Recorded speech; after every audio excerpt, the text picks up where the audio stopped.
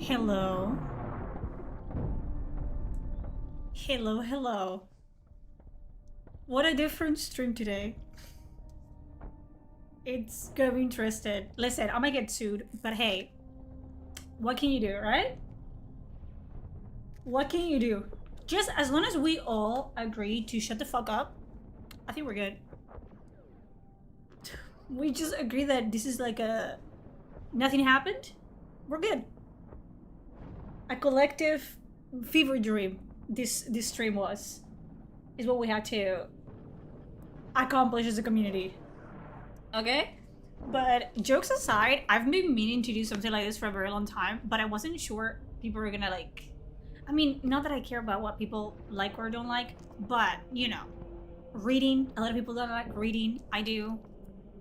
As you can probably tell over there. Is that my... Oh, I thought I left my underwear. It's a towel and some socks. We're reading Hero of the Imperium, which I love. Look, I know it looks like you could kill someone with this, which you could, by the way. It's affecting the aesthetics of my room and I cannot do this. But this was my first Warhammer 40k Black Library book that I ever read. Like I bought like 2 or 3 to get me started, and the first one that I picked, because I don't know what I was thinking, because look at this. But the first one that I picked was the Hero of the Imperium Omnibus, which, if you guys don't know what an omnibus is, I know it looks scary, but an omnibus is multiple books combined into one. So this is not just one book, okay? Which, even if it was, it would be okay. This is my 3rd time reading Hero of the Imperium, but Hero of the Imperium has a prologue, which is the one that we're gonna be reading today. Then you have For the Emperor, Caves of Ice, and The Traitor's Hand, and I think each of them has like a prologue. So, you know what I mean. So it's 3 novels, and we're not gonna even be reading the novels. We're reading the prologue to the first one. So I don't want to push it. You know how it is. I don't want to push it because it takes, taking it too far for Games Workshop to absolutely kill me. But I feel like I'm just gonna read like I usually read, just out loud, which is gonna be weird because it's been such a long time since I last read out loud. Mind you, I am not a native English speaker, so there's words that I'm just gonna stumble over, and that's his life. You know what I mean? What else was I gonna say? But I'm just gonna read, and I'm probably gonna comment on some like dialogue that I like or some aspect of the writing that I enjoy. Sandy Mitchell is the author for Caiaphas Cain. Games Workshop has multiple authors that write multiple different like characters for the Black Library, but Sandy Mitchell is the author that writes Caiaphas Cain. That's why if you pick up like any Caiaphas Cain books, their writing is consistent. The same way that who writes for Abraham Gaunt? Let me check. I have all the books. All of them. The Founding. So another one that would be, I think you guys would enjoy as well. It's The Ghost. I like my commissars. You know what I mean? I like my commissars. They're omnibus, okay? I have read, like, the Game of Thrones books, for example, they are thicker than this. Easily. But these ones are omnibus, right? They're omnibus, which means, again, what does it mean? That they are multiple books, usually 3. This has the first and only Ghostmaker and Necropolis. And this is the Founding. There's multiple. I love my omnibus. If I can buy omnibus, I just buy omnibus. And this one, I told you, it has For the Emperor, Caves of Ice, and The Traitor's Hand. And as much as I love, like, they're both about commissars, this is about Caiaphas Cain, as I said, and this is about Gaunt, Abraham Gaunt. My favorite commissar of all time is Caiaphas Cain. And I think you guys are like enjoy him too.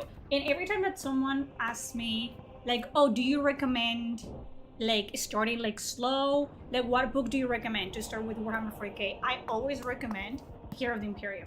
Always. Because I don't know, he's so funny. And he actually introduces, you know, a lot of the setting for Warhammer, like very like slowly. So have the words they use are Latin-based copy in the Roman Empire. You can say them in Spanish if you want. We will stumble upon them. Also, there's a lot of words that are straight up made up. Like, they're not real words. They are words that only work within the context of the Imperium. So, I also, again, it's been a long time since I read out loud. Since I was in school. And I always read too fast. So, I'm gonna try to take my time. I put some ambient sounds, and if you can hear them, the war sounds, because there's a lot of war in this book, so it is what it is. So there's that. Okay, I'm gonna read the introduction that all the Warhammer books have, by the way. I don't know if you guys can hear me, if you need my mic to be closer, but I also don't want to breathe on you. This is not an ASMR channel. But every single Warhammer 40k Black Library book has the little introduction that we all know and love. Okay? Let's go. I mean, there's no better way to get into it than just going. Also, a lot of people ask why my books are so pristine if I actually read them. Because I don't know, I read them with care. I don't know how you guys read your books, that all your spines are cracked. I mean, you can see the cracks on the spine, but treat your books with care, bro. I don't write on my books. I don't highlight my books. Actually, if there's a quote that I enjoy in my books, I write it on a piece of paper, because there's something about desecrating a book that gives me, you know, the heebie-jeebies, so I don't do it. Okay, I'm just gonna read, and we're just gonna chill, okay? Let's go. For more than 100 centuries, the Emperor has sat immobile on the golden throne of Earth. He is the master of mankind. By the might of his inexhaustible armies, a million worlds stand against the dark. Yet, he is a rotting carcass, the carrion lord of the Imperium, held in life by marvels from the dark age of technology, and the 1,000 souls sacrificed each day so that his may continue to burn. To be a man in such times is to be one amongst untold billions. It is to live in the cruelest and most bloody regime imaginable. It is to suffer an eternity of carnage and slaughter. It is to have cries of anguish and sorrow drowned by the thirsting laughter of dark gods. This is a dark and terrible era where you will find little comfort or hope. Forget the power of technology and science. Forget the promise of progress and advancement. Forget any notion of common humanity or compassion. There is no peace among the stars, for in the grim darkness of the far future, there is only war. And that's the start of all the Black Library books. Whew, let's get into it. The book is in first person because this is kind of an autobiography, and it is written by half by Caiaphas Cain. Like, it's implied that this autobiography was written by Caiaphas Cain lover, which you meet later in the book. I'm not gonna spoil anything because that's just evil, but there you go. There's a lot of quotes from fictional commissars and soldiers and stuff that we're gonna be reading throughout and a lot of fucking numbers in this as well, which is gonna be interesting because my thing with English is that I hate reading numbers out loud. So I'm just gonna make them up as I go. So the prologue is called Fight or Flight. Like any newly commissioned young commissar, I faced my first assignment with an eagerness mixed with trepidation. I was, after all, the visible embodiment of the will of the Emperor himself, and I could scarce suppress the tiny voice which bade me wonder if, when tested, I would truly prove worthy of the trust bestowed upon me. When the test came at last, in the bloody and glory of the battlefield, I had my answer, and my life changed forever. If there's a single piece of truth among all the pious humbug and retrospective art scoffing that passes for my autobiography, it's the last 4 words of that paragraph. When I look back over the past 100 years of cowardice, truth-bending, bowel-loosening terror, and sheer damn luck that somehow propelled me to the dizzy heights of Hero of the Imperium, I can truthfully point to that grabby little skirmish on a forgotten mining world as the incident which made me what I am. I had been a fully fledged commissar for almost 8 weeks when I arrived in the Solacia 4, 7 of them spent traveling in the warp, and I could tell right away that my new unit wasn't happy to receive me. There was a single salamander waiting at the edge of the landing field. As I stepped off the shuttle, its sun-scoured desert camel bearing the markings of the Valhallan 12th Field artillery. But there was no sign of the senior officers that protocol demanded should meet a newly arrived commissar. Just a single bored-looking trooper, stripped down to the bare minimum of what might pass for a uniform, making the best of what little shade that parked vehicle offered. He glanced up from his slate of artistic engravings as I appeared, and shambled in my general direction, his boots kicking up little puffs of the baking yellow dust. This is the introduction of my favorite character. I love Kaya for this game, but listen. Carry your bag, sir. He didn't even attempt a salute. That's fine, I said hastily. It's not heavy. His body odor preceded him like a personal force bubble. The breathing slate I'd glanced at before making the joyous discovery that the transport ship was staffed with crewmen, still under the fond illusion that games of chance had something to do with luck, had mentioned that the Valhallans were from an ice world, so it was no surprise to me that the baking heat of the Solacia was making him sweat heavily, but I had hardly expected to be met by a walking bioweapon. I overrode the gag reflex and adopted an expression of amiable good humor that had got me out of trouble innumerable times during my years at the Schola, as well as into it as often as I could contrive. Commissar Kane, I said. And you are? Gunner Jurgen.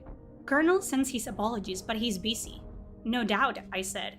The ground crew were starting to unload the cargo. Anonymous crates and pieces of mining machinery, large and dry was, floated past on lift pallets.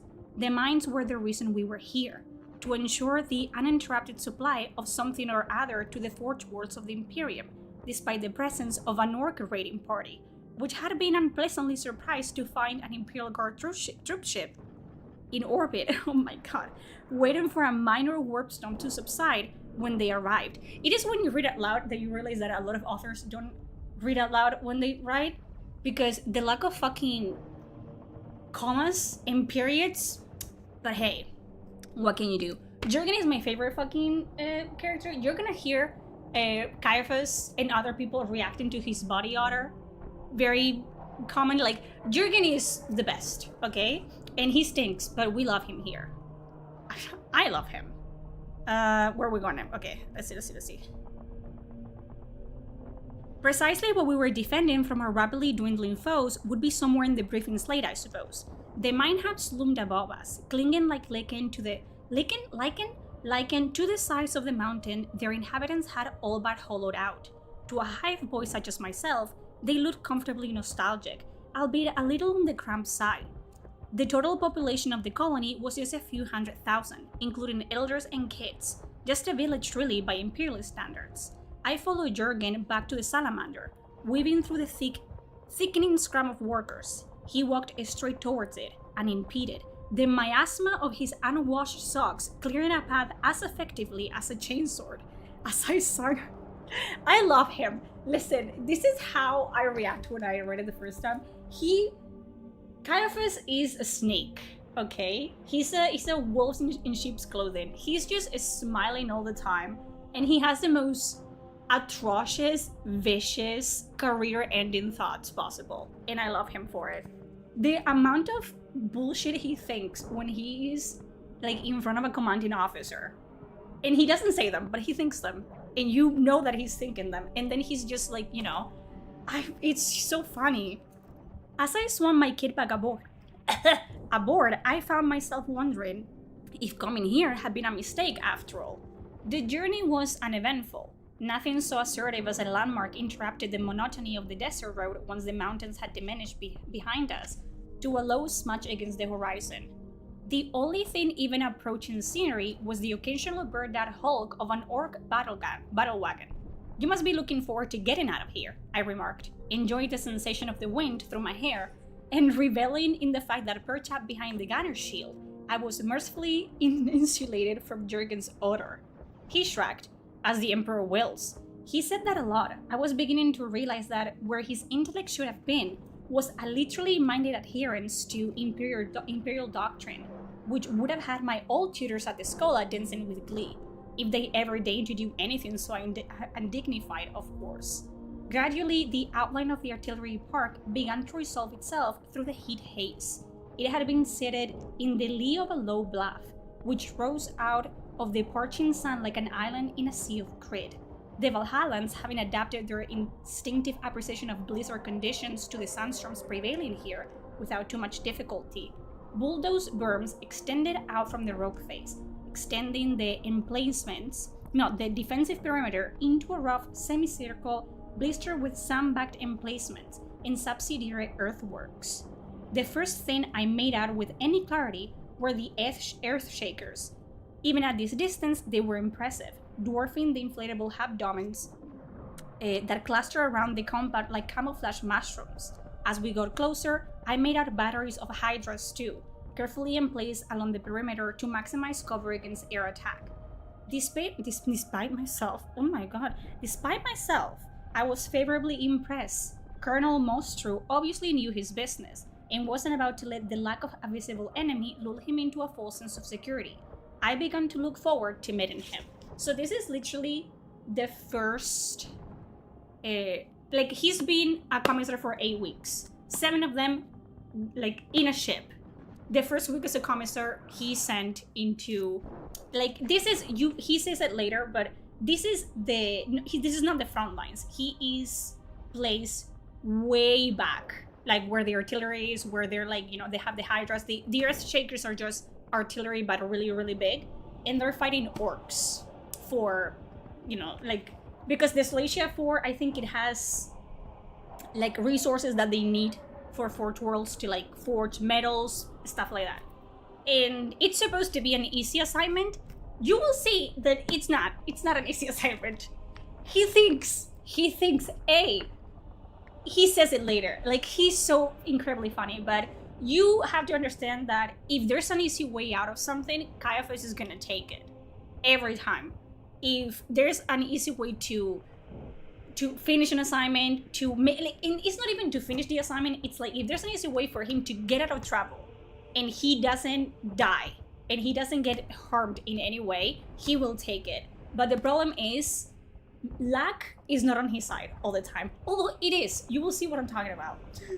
He doesn't think it's luck. He thinks he's very unlucky, but he's lucky. He's very lucky. Never read or played Warhammer. I think I let Fantasy Vibe in a recommendation. I am not a Warhammer girly. I'm a Warhammer 40k girly. So I don't know anything about the fantasy novels, but if there's anyone here that knows, you guys should tell them.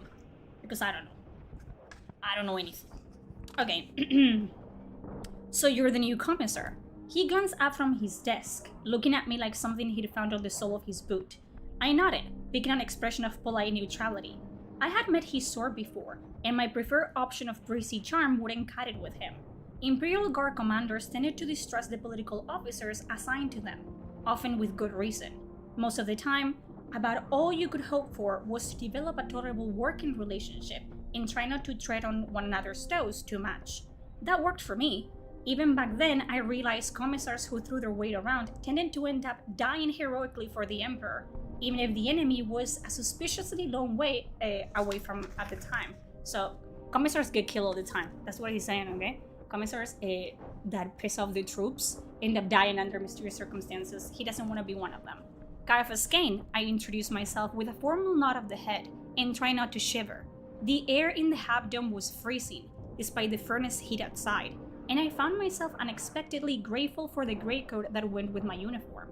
I should have anticipated Valhallan tastes would run to the air conditioning which left your breath vaporizing when you spoke. Mostru was still in his shirtless sleeve, but I was trying my best not to shiver. I know who you are, Commissar. His voice was dry. What I want to know is what you're doing here.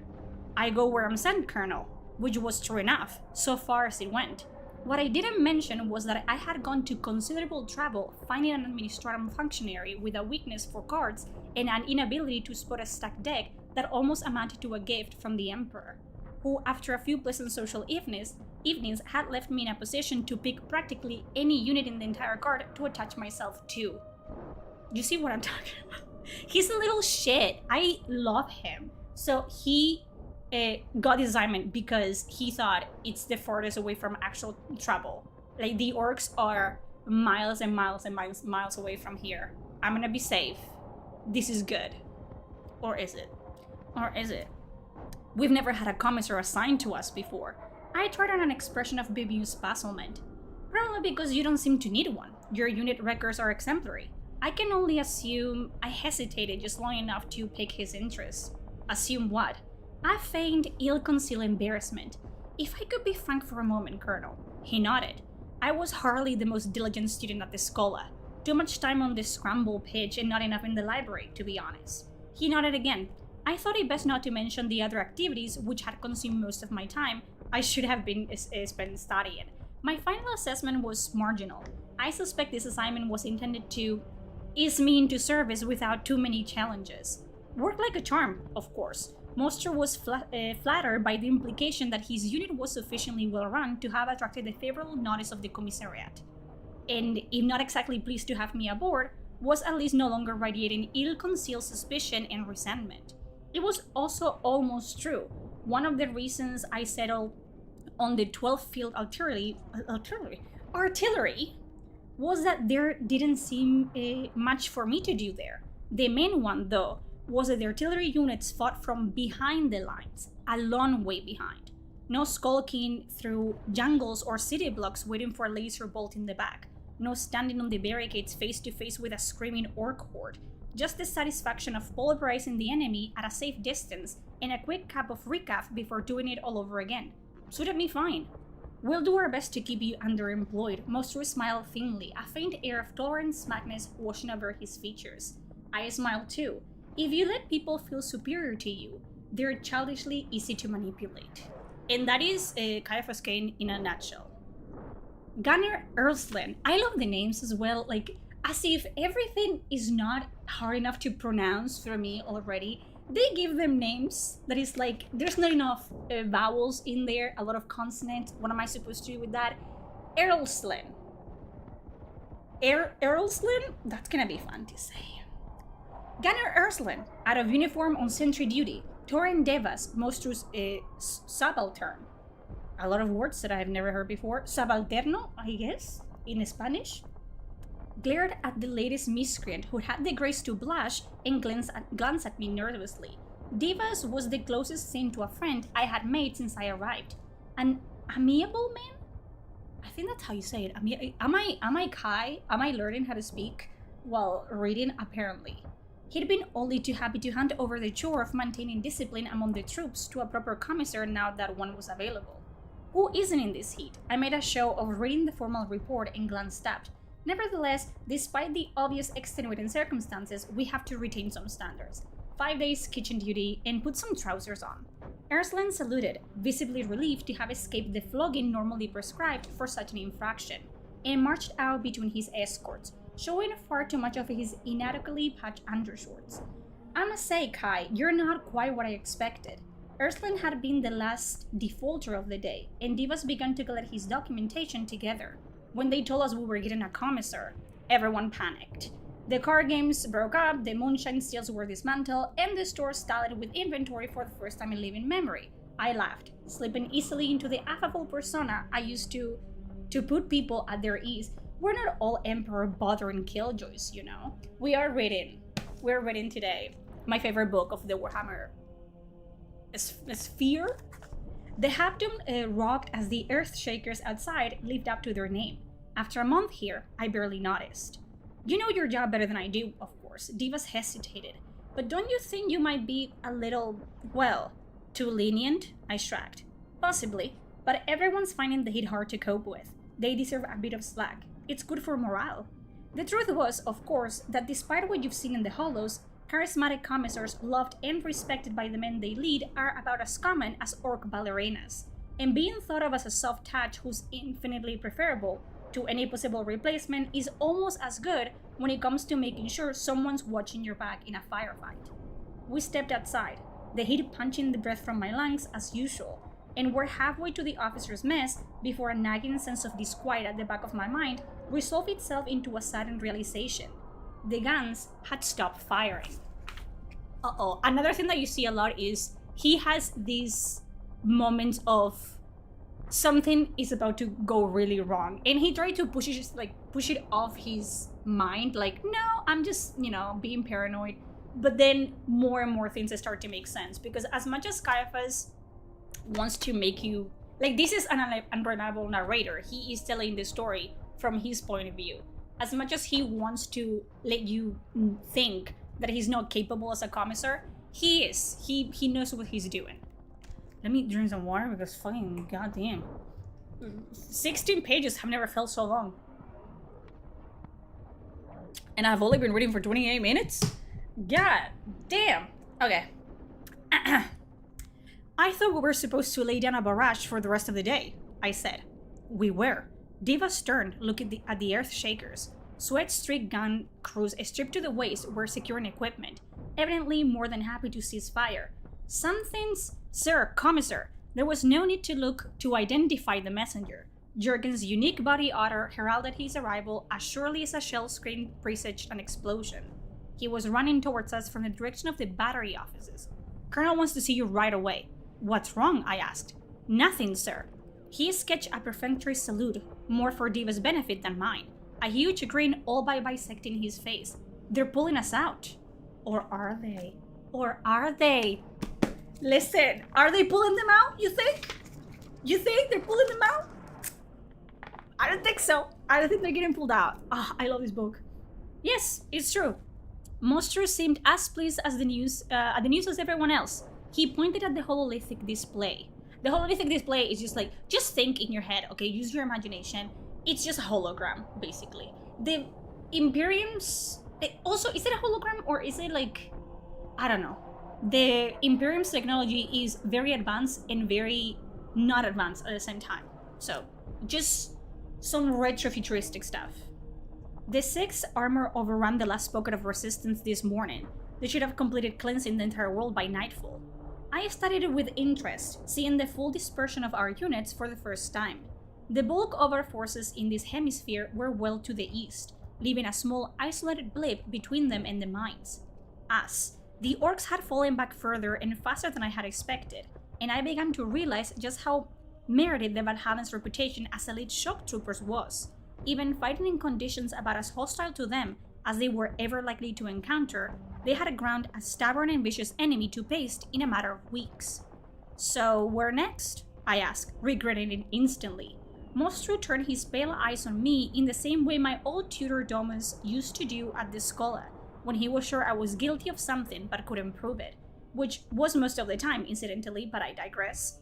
Initially, the landing field. He turned to Divas. We'll need to get the Earthshakers limber up for transport.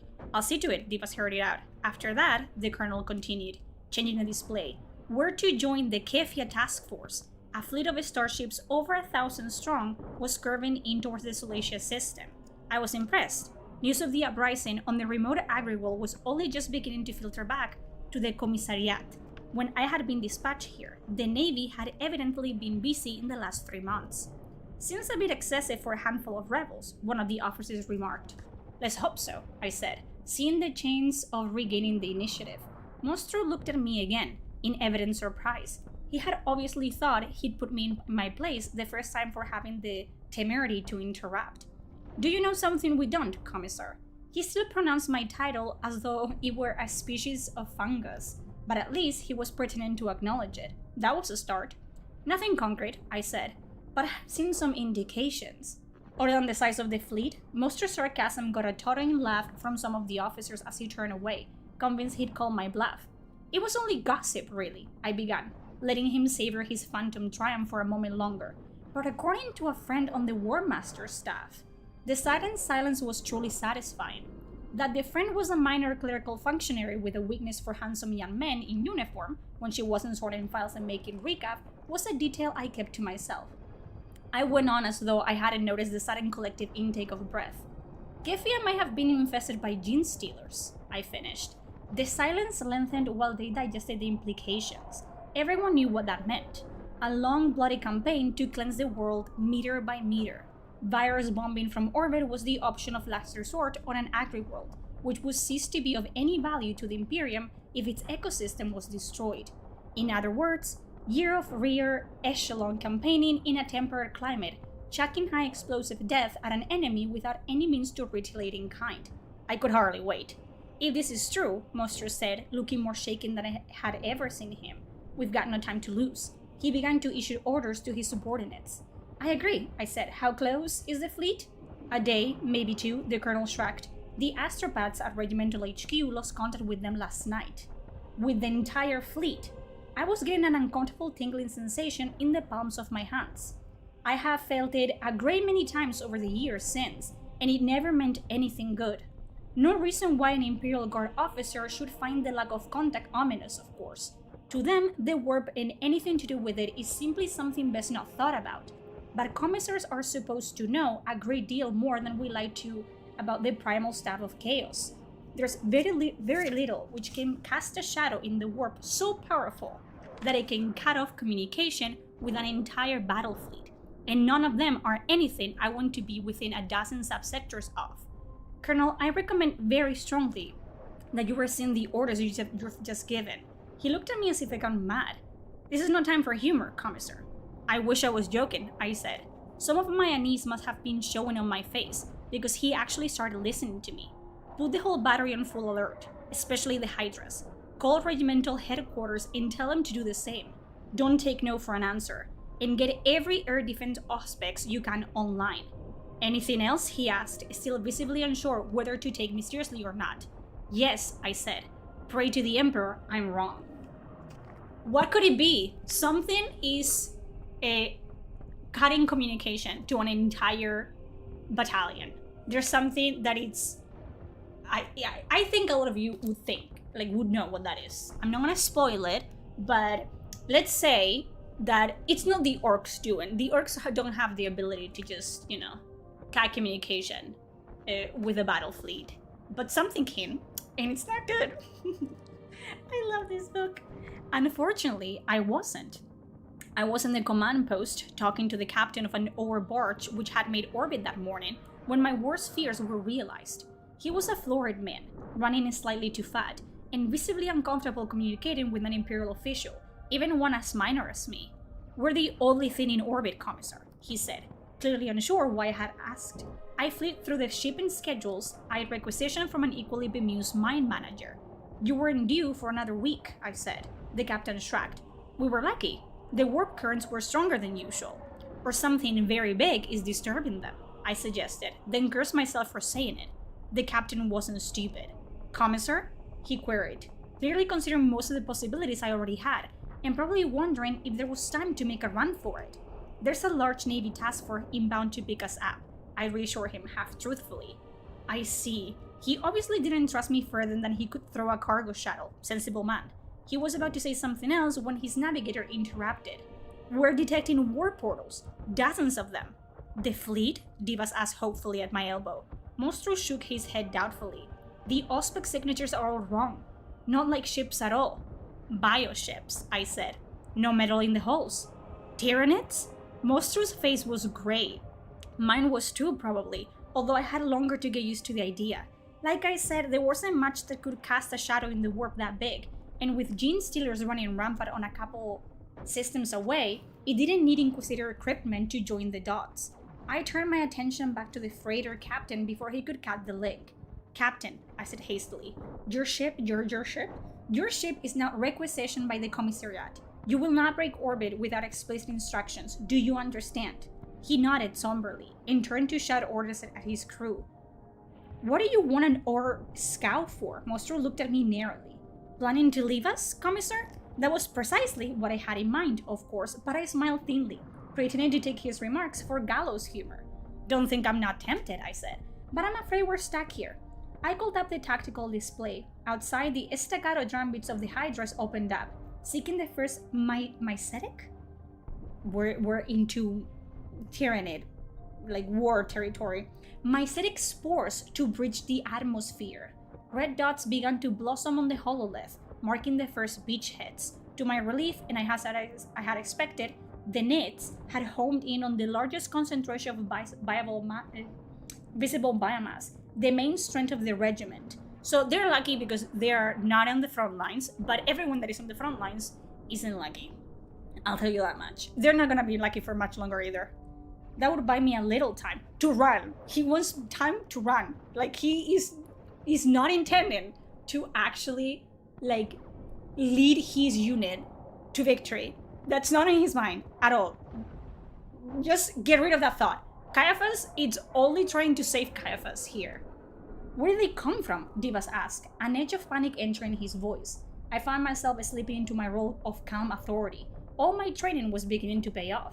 One of the splinter fleets from Macragge. The segmentum was full of them. Fallout from the Ultramarines' heroic victory over High Fleet Behemoth almost a decade before. Scattered remnants, a tiny fraction of the threat they had once presented, but still enough to overwhelm a lightly defended world, like this one. A small, weak, easy pickings. I slapped him encouragingly on the back, radiating an easy confidence I didn't feel, and indicated the data coming in from the Ore Barge navigation OSPEC.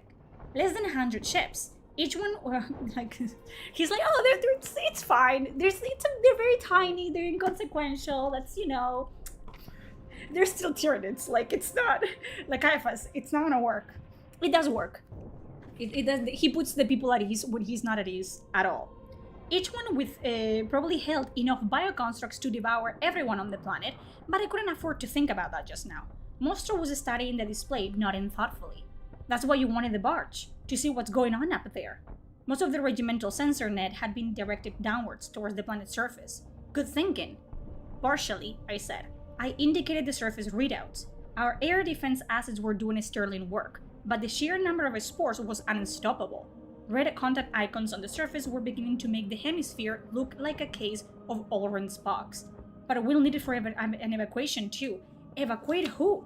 The suspicious look was back on Mostro's face again. I pointed to the mining colony. I'm sure you haven't forgotten we have 250,000 civilians sitting right next to the landing field. I pointed out mildly. The Nits haven't noticed them yet, thank the Emperor for underground hub zones. Divas dipped his head at the mention of the holy name, pulling himself together with a visible effort. But when they do, they'll think it's an all-you-can-eat smorgasbord. I don't know what a smorgasbord is, Caiaphas. Buffet. An all-you-can-eat buffet. Will one barge be enough? Divas asked. Have to be, I said. It will be cramped and uncomfortable for sure, but it beats ending up as a Hormagaun's munchies. Can you get things started? Right away. Now he had something to do. Divas' confidence was returning. I clapped him on the back again as he turned to leave. Thanks, Doran. I know I can rely on you. That should do it. The poor sap would take on a carnifex with a broken chair like now, rather than feel he'd let me down. We just left Mostro. We'll need to buy time, I said. Once the young subaltern was out of the way, the colonel looked at me, surprised by the change in my demeanor. But I knew my man. Plain speaking would work better with him. The situation's worse than you were letting on, isn't it? He asked. I nodded. I didn't want to discuss it in front of Divas. He's got enough to cope with at the moment. But yes, I turned to the tactical display again. Even with every shuttle they can lay their hands on, it's going to take at least a day to get everyone aboard. I indicated the main Tyranid advance. At the moment, the Nits are here, engaging our main force. When they notice the colony, or overrun their regiment, Mostro could read a hololith as well as I could. I nodded.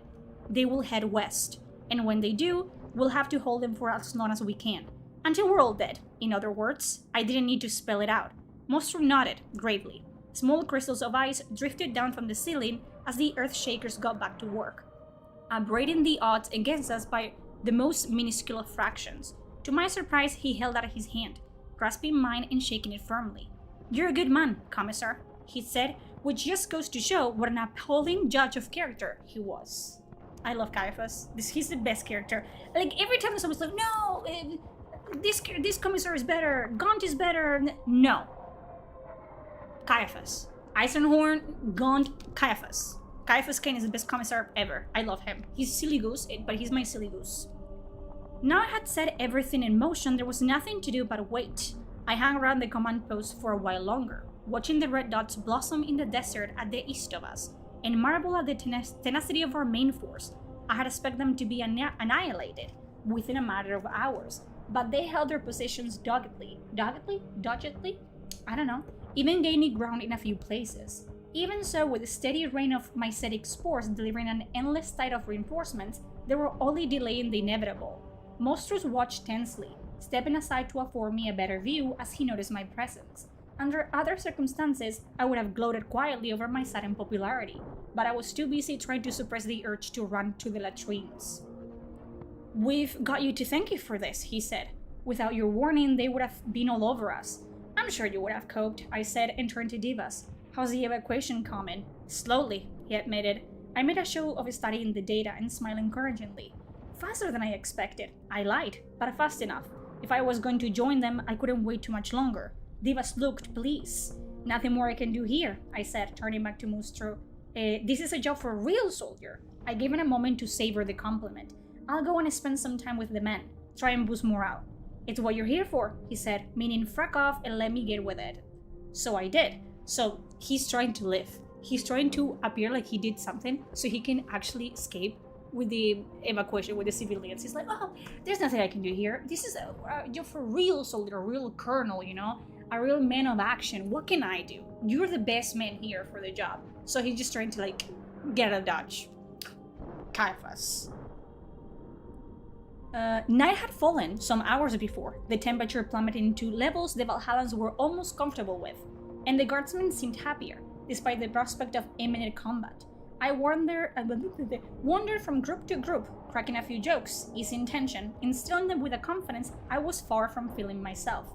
Despite my personal shortcomings, and I'd be the first to admit that they were many, I'm very good at this side of things, which is why I was selected for the commissariat in the first place. Gradually, without seeming to have any specific destination in mind, I was heading to the vehicle park. I had almost reached it when I ran out of time. "They're here!" someone shrieked, opening up with a lasgun. I whirled the distinctive crack of ionizing air in time to see a trooper I didn't recognize going down beneath a dark, nightmare shape with plummeted from the sky like a bird of prey. I didn't recognize him because his face was gone, eaten away by the flesh borer the thing carried. "Gargoyles," I shouted, although the warning could barely be heard above the unearthly shrieking which presaged a bioplasma attack. I leapt aside just quickly enough to avoid a seething bolt of primal matter vomited upon by a winged horror swooping in my direction. I felt the heat on my face as it went past, detonated a few yards away and setting fire to a tent. Without thinking, I drew my chainsword, thumbed the selector to full speed, and waved it over my head as I ducked. Luck was with me, because I was rewarded by a torrent of stinking filth which poured down to the neck of my shirt. I just imagine him he's not even trying to see himself heroic, he's just going like this and hoping that he hits something. And that he does that all the time, and it always works. I think he loses a hand at some point, but that's hundreds of years in the future. But for the most part, he's intact most of the time. "Look out, Commissar," I whirled, seeing it swooping back towards me in the light from the fire. Screaming in rage, ragged entrails streaming behind it like a banner. Erslan was kneeling, tracking it with the barrel of his lasgun, leisurely, as if he was a recreational target shoot. I threw myself flat just as he squeezed the trigger, and the thing's head exploded. "Thanks, Erslan," I waved, rolling to my feet, and drew my last pistol left-handed. He grinned and turned to track another target. Time to be somewhere else, I thought, and ran as hard as I could towards the vehicle park. On the way, I shot frequently, and swung my humming chainsword in every defensive pattern I could recall, but whether I hit anything, only the Emperor knows. Apparently, I struck a heroic figure, though. Shrieking was taken for a stirring battle cry rather than an incoherent howl of terror, which encouraged the men to no end. So he's just trying to escape. He's trying to go to the vehicle park to get on a salamander and get to the escape shadows. In the way, he's just doing this. Ha! And people think, "Oh my god, look at Commissar Kane putting himself in the line of fire. Like he is one of us. And he's just screaming in terror, doing this the entire time." I love him. Can you see why this is my favorite fucking book of, I don't know if of all time. I think I've read it 3 times, so it might be my favorite book of all time. And I never get tired, because every time there's something about it that makes me laugh. Like, I don't think you're supposed to be laughing when you hear about war in Tyranids eating people's face off, but Caiaphas makes me laugh. Every time. The Hydras were firing continuously now, stitching the air over the compound with tracer fire which looked dense enough to walk on, but the gargoyles were small and fast-moving, evading most of it with ease. Craning my neck around for potential threats, I saw most of the guardsmen taking whatever cover they could find. Anyone left out in the open was in no condition to move by this time, as the flesh borer fire and bioplasma bolts rained down furiously. My attention was thus diverted. I was trapped, going down hard on something which swore at me, and tried to brain me with the butt of a lasgun. "Jurgen, it's me," I said, blocking frantically with my forearm before he could stave my skull in. Even over the smell of the gargoyle guts, I could tell who he was without looking. He had dug in between the tracks of a salamander, protected from the blizzard of falling death by the armor plating above him. "Commissar," he looked relieved. "What should we do?" "Get this thing started," I said. Anyone else might have argued, but Jurgen's dogged deference to authority sent him out into the open without hesitation. I half expected to hear a scream and the wet slab of a flesh borer impact, but after a moment, the engine rumbled to life. I took a deep breath, and then another. Relinquishing the safety of overshadowing armor plate for the exposed deck of the open-topped scout car seemed almost suicidal, but staying here for the main assault would be worse. With more willpower than I believed I possessed, I holstered the pistol, tightened my grip on the chainsword, and rolled that into the open. "Up here, sir." Jurgen reached down a grabby hand, which I seized gratefully, and swung myself up behind the autocannon. Something crunched under my boot soles, tiny beetle-like things, thousands of them, discharged by the gargoyles' flesh borers. I shuddered reflexively, but they were dead, not having found living flesh to consume in their brief span of existence. "Drive," I shouted, and was almost thrown off my feet as Jurgen accelerated.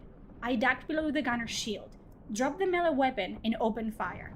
It had little effect, of course, but it would look good, and anyone seeing us would assume that the extra firepower was the reason I had commandeered the vehicle. It's not, he's trying to escape. Within moments, we were beyond the camp's perimeter, and Jurgen began to slow. "Keep going," I said. He looked puzzled, but opened the throttle again. "Where to, sir?" "West, the mines, as fast as you can." Again, I was expecting questions, doubts from any other trooper I might have had them, but Jurgen, Emperor bless his memory, simply complied without a demur. Then again, in his position, I would have done the same, relieved to have been ordered away from the battle. Gradually, the noise and fireball began to fade behind us in the night. I was just beginning to relax, estimating the time remaining until we reached safety, when the salamander shook violently. "Jurgen, what's happening?"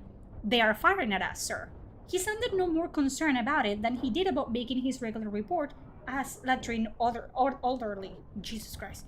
It took me a moment to realize that he trusted me to deal with whatever we were facing. I pulled myself up to look over the gunner's shield, and my bowels spasmed. "Turn!" I screamed, as a second venom cannon blast scored the armor plate in centimeters from my face. Back to the compound.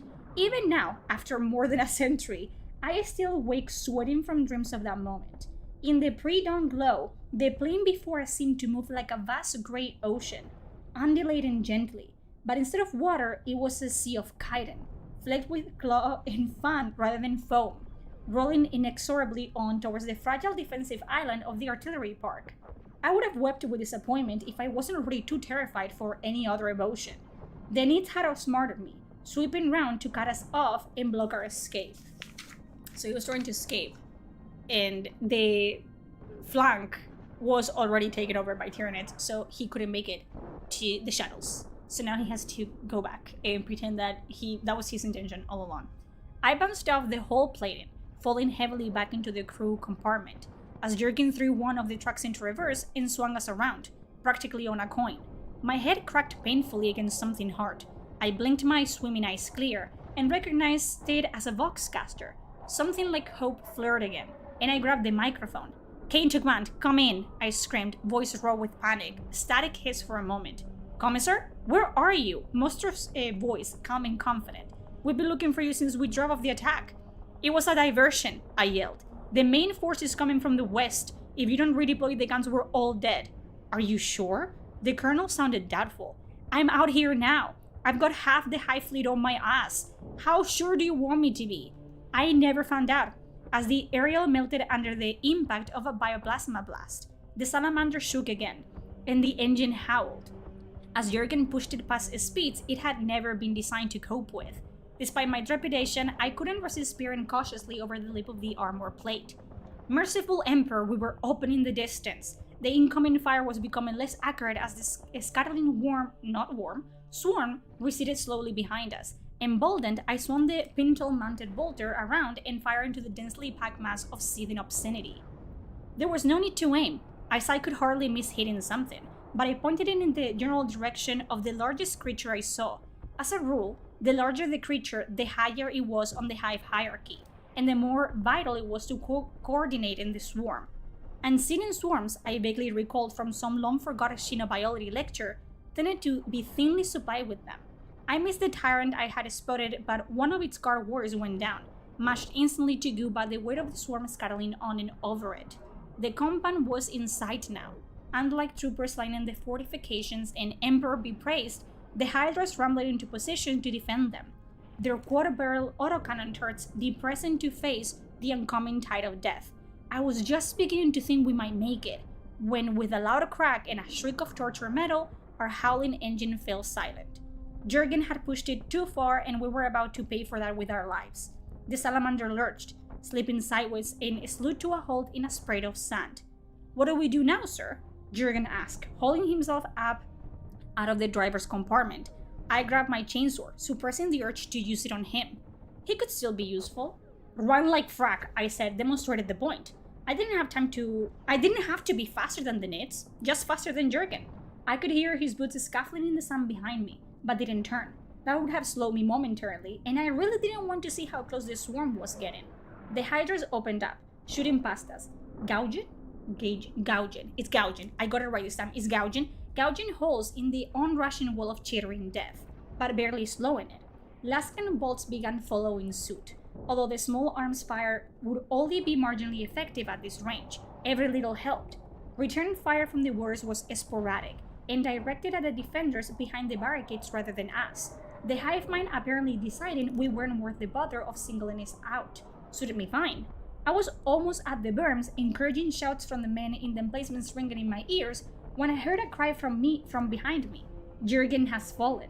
"Commissar, help!" Not a chance, I thought, intent on reaching the safety of the barricades. Then my heart froze. Ahead of me, angling in to cut us off, was the huge, unmistakable bulk of the hive tyrant, accompanied by his attendant bodyguards. It hissed, opening its jaws, and I dived to one side expecting the familiar blast of bioplasma, but instead, a ravening blast of pure energy detonated where I stood seconds before, throwing me to the ground. I rolled upright, moving as far from it as I could, and found myself running back towards Jurgen. He was on the ground, a Hormigaunt about to disembowel him with its scything claws, and its brute mates lining up to dice what was left. Caught between the Gaunts and the hive tyrant, the choice was clear. I had an outside chance of fighting my way through the swarm of smaller creatures, but going back would mean certain death. He's a little shit. Jurgen falls behind him, which wasn't his intention, by the way. He was using Jurgen as bait. He didn't need to be faster than the Tyranids, he just needed to be faster than Jurgen. You know, he falls, they get distracted by eating him, he can run off. Problem is, a fucking hive tyrant is between him and safety. What does he do? Go to the tyrant or go back and pretend that he's helping Jurgen? Go back and pretend that he's helping Jurgen. He's a bitch. God. Back off, I screamed, and swung my chainsword at the guns attacking Jurgen. It just had time to look up in surprise before its head came off, spraying ichor which smelled nearly as bad as Jurgen did. He rolled to his feet, snapping off a shot from his last gun that exploded the thorax of another, which I had barely had time to register was about to eviscerate me. Looked like we were even. I glanced around, the rest of the brood was hemming us in, and the tyrant was getting closer, looming huge against a sky reddened by the rising sun. Then suddenly the tyrant wasn't there, replaced by shreds of steaming flesh which fell almost leisurely to the sand, its attendant warriors exploring around it. One of the Hydras had rolled around the edge of its emplacement to get a clear shot, the hail of autocannon rounds taking the entire group apart at almost point-blank range. I swung the chainsword to block a sweeping scythe from the Colossus' gaunt, and missed as it abruptly blew away. The whole swarm was hesitating, milling uncertainly, deprived of its guiding intelligence. Fire, keep firing. Mostru's voice rang out, clear and confident from the barricades. The gunners complied enthusiastically. I swung the chainsword again, fear and desperation lending me superhuman strength, carving my way through the guns like so many sides of grogs. Abruptly, the swarm broke, scattering away like frightened rodents. I dropped the chainsword, trembling with reaction, and felt my knees give way. We did it! We did it! Jurgen let his last gun fall, his voice tinged with wonder. Emperor be praised! I felt a supporting arm go around my shoulders. Well done, Kane. Bravest thing I have ever seen. Divas was holding me up, his face alight with something approaching hero worship. When you went back for Jurgen, I thought you were dead for sure. You would have done the same, I said, realizing the smart way to play it was modest and unassuming. He's fine. Colonel Mostru joined us and looked at me with the old Tudor Domus expression. I would like to know what you were doing out there, though. Something didn't feel right about the Gargoyle assault, I improvised hastily, and I remembered hearing it's done to use flanking attacks against dagging defenders, so I thought I'd go out and take a look. Thank the Emperor you did, Divas put in, swallowing every word. You could have assigned someone, Mostru pointed out. It was dangerous, I said. No one would be overheard. And let's be honest, Colonel. I'm the most expendable officer in the battery. No one in my battery is expendable, Commissar, not even you. For a moment, I saw a flicker of amusement in those ice-blue eyes and shivered. But I will remember your eagerness to volunteer for dangerous assignments in the future. I'd just bet you will, I thought. And he was as good as his word too, once we got to Kefia. But in the meantime, he had one more favor to do me. I've been thinking, Commissar. Mostru glanced up from the hololive, where the image of our newly arrived fleet was enjoying a rare turkey shot against the vastly outnumbered bioships. Perhaps I should assign you an aide. That's hardly necessary, Colonel, I said, flattered in spite of myself. My workload is far from excessive. That wasn't the point, though, and we both knew it. My status as a hero of the regiment demanded some recognition, and assigning a trooper as my personal flunkey would be a public sign that I was fully accepted by the senior officers. Nevertheless, Mostru smiled faintly. There was no shortage of volunteers, as you can imagine. That went without saying. The official version of my heroism and my self-sacrifice and rescue of Jurgen was all over the compound. I'm sure you made the right choice, I said. I already have. Suspicion flared, and I felt the pit of my stomach drop. He wouldn't, surely. My nose told me that he had, even before I turned, forcing a smile to my face. Gunner Jurgen, I said. What a pleasant surprise. And that is the prologue of Hero of the Imperium. How do we like it? The entirety of the book is like this. I think it was one of the most amusing prologues of all time. For me, I was like, what is Warhammer, right? Like this was my introduction to Warhammer. Like back then, I had heard people tell me, oh, you would enjoy it. You would like it. And I wasn't quite sure. I came from like reading romance novels. I like romance a lot. I still like watch a lot of romance like movies and dramas, but I don't read it anymore.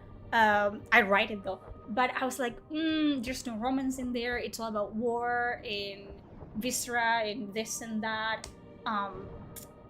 And I wasn't sure I was gonna like it. I was gonna like the setting. It was like I don't really like. And I've always been like funny because I don't read Warhammer. I only read Warhammer 40k. I've always been a fantasy girl. Like I don't read sci-fi. And then I started reading sci-fi, and I've never looked back ever since. And this is such a good introduction to the setting, honestly. You get Tyranids, you get orcs, you get a slight glimpse into the Ultramarines. You get a glimpse into the cogs. What are they called again? I'm just calling them a slur. You get Necrons as well. The Necron one is wild, by the way. I just feel like this is such a... Like, it's so simple as well. It's just Caiaphas is in charge of a unit or whatever. And he is just trying his best to stay alive. And in the process, people mistake it like his cowardice for heroism. And that's how he becomes a hero of the Imperium. And because of this, becoming a hero of the Imperium, he gets put in more and more dangerous missions because people around him think that he can take it. And he can. He's a very good commissar. He doesn't think he is, but he is a very good commissar. but he gets, you know, put in the line of fire on purpose by his superiors because they think, oh, he's been in so-and-so planet and so-and-so system and he made it out alive. And not only he made it out alive, but he actually, you know, like the casualties weren't as much as they could be because he was there, because he decided to do this and that. And that makes him, you know, I don't think Caiaphas, since like this was what happened here, he had been a commissar for 8 weeks. I think he died around 200, 300, I don't know how old he was. He was very old when he died. And I don't think he had a time to rest ever since. He was from one front to another. And I love him. I love him. And I hope that you guys read it, okay? Hero of the Imperium. Like, I don't know if I could be reading more. I don't want to chance it, okay? I don't want Games Workshop to sue my ass. I just want people to read more. And I feel like if you enjoy, like, games of this nature, you enjoy sci-fi, you enjoy Warhammer, or even if you don't, and you're just like me, like I was, like, a year, 2 years ago, you were just kind of curious about it, but you don't know where to start, I think this is the best one. I'll be 100% honest. It's just the writing is, and I don't like first-person writing usually, but it is an autobiography. But the writing is very dynamic. What he says versus what he thinks is so funny to me. The way that he is always thinking about his survival, and in the trying to survive ends up like doing the right thing or doing the right call, because at his core, Caiaphas Cain is a good commissar, one of the best commissars of, you know, Warhammer 40k and Hero of the Imperium. I don't know, and you get a little bit of everything, okay? There's other omnibus, which, because I think Caiaphas has like 6 or like novels or something crazy like that, which I haven't read. I haven't read all of them. I have read these 3, and I have read these 3. Gaunt also has. We could read Gaunt as well. I think this is in the 3rd person. Gaunt is like more.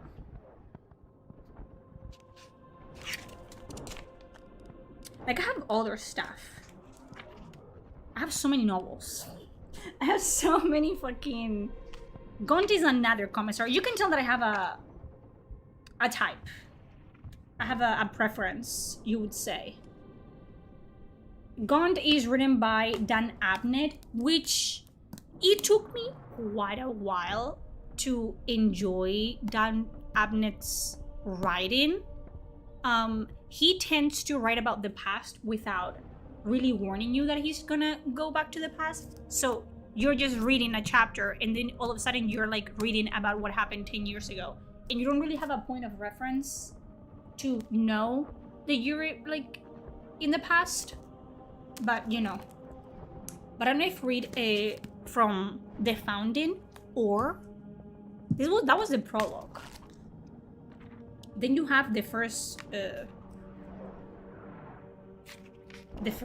novel. I don't know. This is when you get introduced to Amberly Vale, by the way.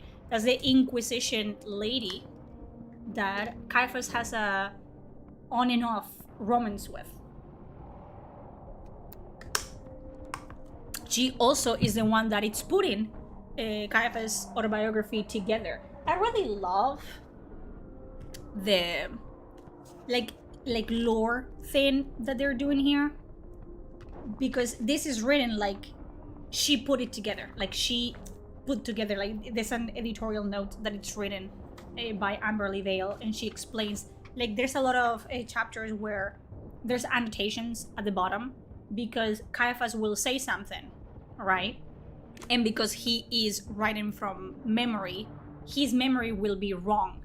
I love this book. It will be wrong, so Amberly will tell you, like, Caiaphas is probably thinking about something else because at this time, it was this and this, not that. So she corrects him all the time as well. I think we could write. Not write. I have to write as well. Another stream, me writing my book. Actually getting shit done. We could. It's a very short. Should we? Let's just do one chapter, okay? That was the prologue. Let's do chapter 1. Maybe. Shit. I'm excited. Now I'm fucking. Now I want to read. I want to finish this book. I'm probably gonna when I'm off stream. I'm just gonna continue reading. Okay, this is chapter 1. From.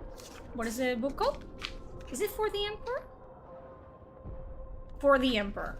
Okay, we're gonna read the editorial note first because that is Amberly setting kind of like a precedence for how the autobiography is gonna be written, and you know. Editorial note. What for want of a better phrase, I will henceforth be referring to as the Kane Archive is, in truth, barely deserving of such a grandiloquent a title. It consists merely of a single data slate, stuffed full of files arranged with a cavalier disregard for chronology, and to no scheme of indexing that I have been able to determine despite prolonged examination of the contents. What can be stated with absolute certainty, however, is that the author was none other than the celebrated Commissar Caiaphas Kane, and that the archive was written by him during his retirement while serving as a tutor at the Schola Progenium. This would pin the date of composition to some time after his appointment to the faculty in 993 Millennium 41. I hate how fucking dates are written in this. From occasional references to his published memoirs, To Serve the Emperor, A Commissar's Life, which first saw the light of day in 005 Millennium 42. We can safely conclude that he was inspired by the process of writing them to embark on a fuller account of his experiences, and that the bulk of the archive was composed to no earlier than this. And she knows this, and you know that later, because they had a romantic relationship. The reason that she has access to the data slate is because they were together for many years. They were never official, but they were, okay? Kane is truly the best commissar. I love him. Because the best Lady General Jenny Sula came out of his scare. Oh my god, Sula. I forgot about Sula, dude. I love her. Like, she's crazy. His motives for so doing, we can only guess that, since publication would have been impossible. Indeed, I placed them under inquisitorial seal the moment they came to light, for reasons which should be immediately apparent to any attentive reader. The reason why she put them in inquisitorial, like she requisitioned them, she pulled them from the public eye, is because Caiaphas writes about Inquisitor Amberly Vale in his memoirs, in his autobiography, and he fell in love with her, and we don't know if he fell in love with, she fell in love with him, but they get together, and there are moments where they're implied that they're sleeping together, which they were, and she cannot have that just be out there. She does have it, she kind of censors it a little bit, she just takes herself out of the equation of the memoirs a lot of times because she has a reputation to maintain, but nevertheless, I believe they are worthy of further study. Some of my fellow inquisitors might be shocked to discover that one of the Imperium's most venerated heroes was, by his own admission, a scoundrel and self-seeking rogue, a fact of which, due to our sporadic personal association, I have long been aware. Indeed, I would go so as far as to contend that it was this very combination of character flaws which made him one of the most effective servants of the Imperium, despite his strenuous efforts to the contrary. For in his century of more of active service to the Commissariat and occasionally less visible activities at my behest, he faced and bested almost every enemy of humanity. Necrons, Tau, Tyranids and Orcs, Elder, both free of taint and corrupted by the ruinous powers, and the demonic agents of those powers themselves. Reluctantly, it must be admitted, but in many cases repeatedly, and always with success, a record few, if any, more noble men can equal. In fairness, it should also be pointed out that Kane is his own harshest critic, often going out of his way to deny that the many instances in which he appears, despite his professed baser motives, to have acted primarily out of loyalty or altruism were any such thing.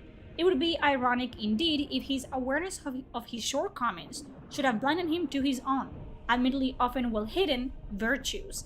It is also worth reflecting that if, as is often asserted, courage consists not of the absence of fear, but the overcoming of it, Cain does indeed richly deserve his heroic reputation, even if he has always steadfastly denied the fact. However, much we may deplore his professed moral shortcomings, his successes are undeniable, and we can be thankful that Cain's own account of his checkered career has at last been discovered. To say the least, this memory shed new light on many of the outer corners of recent imperial history, and his eyewitness accounts of our enemies contain many valuable, if idiosyncratic, insights into understanding and confounding their dark designs. It is for this reason that I preserve the archive and have spent a considerable amount of leisure time in the years since its discovery, editing and annotating it in an attempt to make it more accessible to those of my fellow inquisitors who may the fucking letters in this suck because it's fucking cursive and it's this tiny, okay? And I'm legally blind, so I'm trying my best. I have therefore chosen to begin the process of dissemination with his account of the Gravalax campaign, which is reasonably coherent, and with which the members of our order will be at least passingly familiar as a result of my own involvement in the affair. Indeed, it contains an account of our first meeting from Cain's perspective, which I must admit I found rather amusing when I first stumbled across it. For the most part, the archive speaks for itself, although I have taken the liberty of breaking up the long and unstructured account into relatively self-contained chapters to facilitate reading. The quotations preceding them are something of an indulgence on my part, having been culled from a collection of sad sayings compiled by Cain himself for the apparent amusement and edification of the cadets in his charge. But I justify this as perhaps providing an additional insight into the workings of his mind. Apart from this, I have confined myself to occasional editorial interpolations where I consider it necessary to play Cain's somewhat self-centered narrative into a wider context. Unless otherwise attributed, all such annotations are my own, and I have been otherwise content to let his own words do the work. That is the editorial note of Amberly Vale, Inquisitor, and sometimes booty call. It is what it is. Chapter 1, okay? I don't know what effect they have on the enemy, but by the Emperor they frighten me. General Caris of the Valhallans under his command. One of the first things you learn as a commissar is that people are never pleased to see you. Something that's no longer the case where I'm concerned, of course, now that my glorious and undeserved reputation precedes me wherever I go. A good rule of thumb in my younger days, but I had never found myself staring down death in the eyes of the troopers I was supposed to be inspiring with loyalty to the Emperor before. In my early years, as an occasional loyal minion of His Glorious Majesty, I'd faced, or to be more accurate, run away screaming from orcs, necrons, tyranids, and a severely hacked off demon host, just to pick out some of the highlights of my ignominious career. But standing in that mess room, a heartbeat away from being ripped apart by mutinous guardsmen, was a unique experience, and one that I have no wish to repeat. I should have realized how bad the situation was when the commanding officer of my new regiment actually smiled at me as I stepped off the shadow. I already had every reason to fear the worst, of course, but by that time, I was out of options. Paradoxical as it might have seemed, taking this miserable assignment had looked uncomfortably like the best chance I had of keeping my precious skin in one piece. The problem, of course, was my undeserved reputation for heroism, which by that time had grown to such ludicrous proportions that the commissariat had finally noticed me and decided that my talents were being wasted in the artillery unit I had picked as the safest place to sit out my lifetime of service to the Emperor, a long way away from the sharp end of combat. So the artillery he had been in, the one he picked for a reason, because artillery is usually very, very far away from active combat. The higher up said, "No, Cain, you're a hero of the Imperium. You have to be out there. Your talents are needed elsewhere." He doesn't agree, of course, but hey. Accordingly, I had found myself plucked from a position of relative obscurity and attached directly to brigade headquarters. That hadn't seemed too bad at first, as I had little to do except shuffling data files and organize the occasional firing squad, which had suited me fine. But the trouble with everybody thinking you're a hero is that they tend to assume you like being in mortal danger and go out of the way to provide some. In the half dozen years since my arrival, I had been temporarily seconded to units assigned, among other things, to assault fixed positions, clear out a space hulk, and run recon deep behind enemy lines. And every time I had made it back alive, due in no small part to my natural talent for diving for cover and waiting for the noise to stop. The General Staff had patted me on the head, given me another commendation, and tried to find an even more inventive way of getting me killed. Something obviously had to be done, and done fast, before my luck ran out altogether. So, as I often had before, I let my reputation do the work for me and put in a request for a transfer back to a regiment. Any regiment. By that time, I just didn't care. Long experience had taught me that the opportunities for taking care of my own neck were much higher when I could pull rank on every officer around me. I just don't think I'm cut out for data shuffling, I said apologetically to the weasel-faced little runt from the Lord General's office. He nodded judiciously and made a show of paging through my file.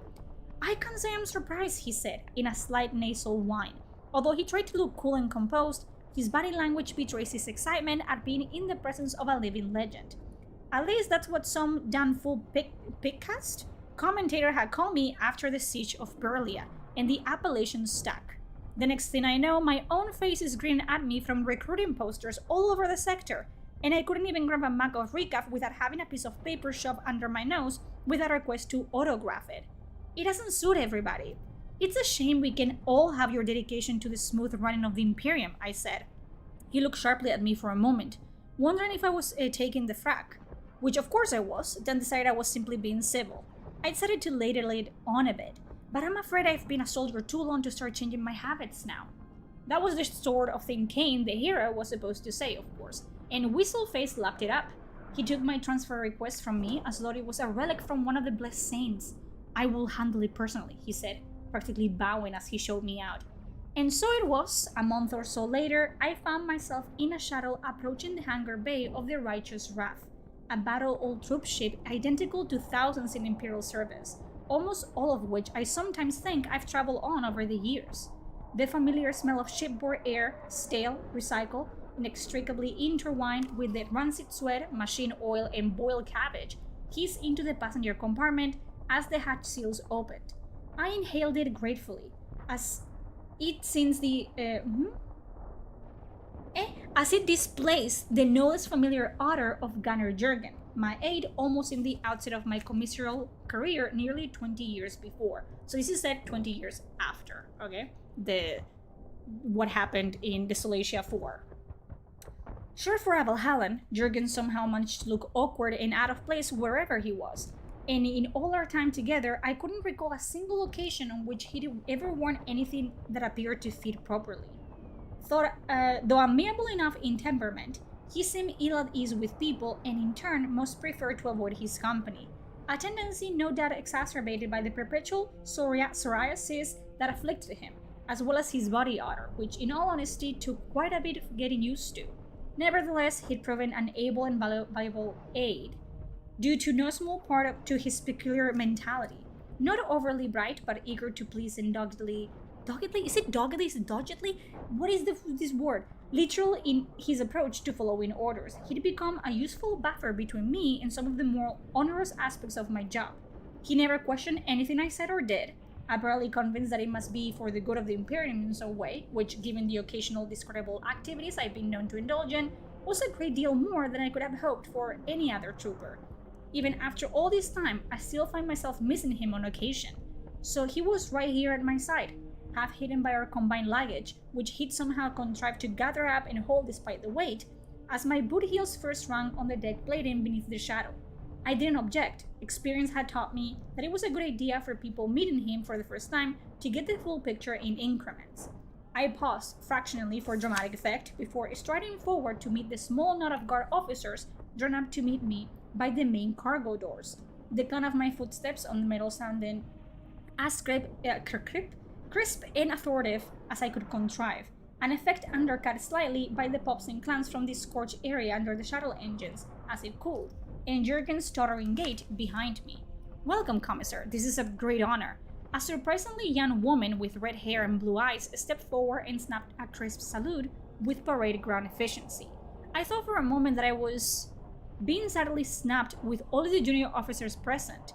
Before I reconciled her face with the file picture in the briefing slate, I returned the salute. Colonel Castine, I nodded an acknowledgement. Despite having no objection to being fawned over by young women in the normal course of events, I found such a transparent attempt at ingratiation a little nauseating. Then I got a good look at her hopeful expression and felt as though I had stepped on a non-existent final stair. She was absolutely sincere. Emperor helped me. They were really pleased to see me. Things might have been worse here than I had imagined. Just how bad they actually were, I had yet to discover, but I already had some presentiment. For one thing, the palms of my hands were tingling, which always means there's trouble hanging in the air like the static before a storm. And for another, I had broken with the habit of a lifetime and actually read the briefing slate carefully on the tedious voyage out here to meet the ship. To cut a long story short, morale in the Valhalland 296/301st was at rock bottom, and the root cause of it all was obvious from the regiment's title. Combining below strength regiments was a standard practice among the Imperial Guard, a sensible way of consolidating after combat losses to keep units up to strength and of further use in the field. What hadn't been sensible was combining what was left of the 301st, a crack planetary assault unit with 1500 years of traditional belief in their innate superiority over every other unit in the Guard, particularly the other Valhallan ones, with the 296. Rear Echelon Garrison Command, which, just to throw Prometheum on the flames, was one of the few all-women regiments raised and maintained by the desolate Ice Bowl. And just to put the cherry on it, Castine had been given overall command by virtue of 3 days seniority over her new immediate subordinate, a man with far more combat experience. So this is 2 garrisons, 2 regiments that have been decimated in combat. And they have to be put together because they're both Valhallans, I believe. They have been put together as a new combined regiment, a new regiment, basically. One is an all-women regiment, and the other one is just, I think, is a mixed, but I don't know if most regiments are just, like, maybe the Valhallans are just men. So it's just men versus women, in this case, and they hate each other. Gaiaphas has to wrangle them into shape, which is not gonna be easy. So, that's gonna be fun. Not that any of them truly lack that now, after the battle for Corania. The Tyranids had attacked without warning, and every guard regiment on the planet had been forced to resist ferociously for nearly a year, before the Navy and a couple of Astartes chapters had arrived to turn the tide. And there's an annotation in here. Colonel Castine, my girl. A common mistake. It is, of course, virtually unheard of for an entire Astartes chapter to take the field at once, let alone 2. What Kane obviously means here is that elements from 2 different chapters were involved. A couple of companies apiece from the Reclaimers and the Swords of the Emperor. So that's going to be a very common throughout the omnibus, that Amberley Vale actually corrects Kane because he's wrong. He's an idiot and he doesn't know what he's talking about. By that time, every surviving unit had sustained at least 50% casualties, many of them a great deal more, and the bureaucrats of the Monitorum had begun the process of consolidating the battered survivors into useful units once again. On paper, at least. No one with any practical military experience would have been so half-witted as to ignore the morale effects of their decisions. But that's bureaucrats for you. Maybe if a few more administratum drones were given Laskans and told to soldier alongside the troopers for a month or 2, it would shake their ideas up a bit. Assuming by some miracle they weren't shot in the back on the first day, of course. But I'm digressing. I returned Castine's salute, nodding as I did, saw the faint discoloration of the fabric beneath her rank insignia where her captain's stats had been before her recent and unanticipated elevation to colonel. There had been few officers left in either regiment by the time the Nits had got through with them, and they had been lucky at that. At least one of the newly consolidated units was being led by a former corporal, or so I heard. Hit her wrong, or is possibly exaggerating for effect. The newly appointed colonel of the 112th Rough Riders was a former sergeant, true, but had already received a battlefield promotion to lieutenant during the defense of Corania. None of the senior command staff in any of the recent consolidated units had made the promotional jump directly from non-commissioned officer. I want to read, yes, you know what, I want to read the Dragon Age books. I haven't read them, so I think it would be interesting to actually do that. Where they left. Unfortunately, neither of the commissars had survived, so thanks to my fortuitously timed transfer request, I had been handed the job of sorting out the mess. Lucky me. Major Brocklaw, my second in command. Castine introduced the man next to her, his own insignia equally new. His face flushed almost imperceptibly, but he stepped forward to shake my hand with a firm grip. His eyes were flint gray beneath his dark fringe of hair, and he closed his hand a little too tightly, trying to gauge my strength. I think that's the correct one. It's always gauge or gauge, and I always get the two confused. Took a play at that game, of course, and I had the advantage of a couple of augmentic fingers, so I returned the favor, smiling blandly as the color drained from his face. Major, I let him go before anything was damaged except his pride, and turned to the next officer in line. Castine had rounded up pretty much her entire senior command staff, as protocol demanded, but it was clear most of them weren't too sure about having me around. Only a few met my eyes, but the legend of Cain the hero had arrived here before me, and the ones that did were obviously hoping I'd be able to turn around a situation they all patiently Phil had gone way beyond their ability to deal with. I don't know what they were thinking. They were probably just relieved I wasn't talking about shooting a lot of them and bringing in somebody competent. Of course, if that had been a realistic option, I might have considered it, but I had an unwanted reputation for honesty and fairness to live up to, so that was that. So a lot of what Cain does is he hands out lesser punishments. Like, for example, in the first one, in the prologue, with Erstell, I don't remember his name, he's the guy that wasn't wearing his uniform when he should have. And in any other regiment, he would have been flogged for it, but Cain had him, like, cleaning the bathrooms, basically. And he makes a show of doing that because that means that they're gonna feel, like, indebted and grateful to him. So when push comes to shove, and he's in the, line of fire, they might be, willing to take the bullet for him instead of, like, letting him rot. So he does that a lot of trying to be very merciful or appear to be merciful. The introductions over, I turned back to Castine and indicated the tottering pile of kitbacks behind me. Her eyes widened fractionally as she caught a glimpse of Jurgen's face behind the barricade. But I suppose anyone who had gone hand-to-hand with Tyranids would have found the experience relatively unperturbing, and she masked quickly. Most of the assembled officers, I noted with well-concealed amusement, were now breathing shallowly through their mouths. My aide, Gunner First Class Ferric Jurgen, I said.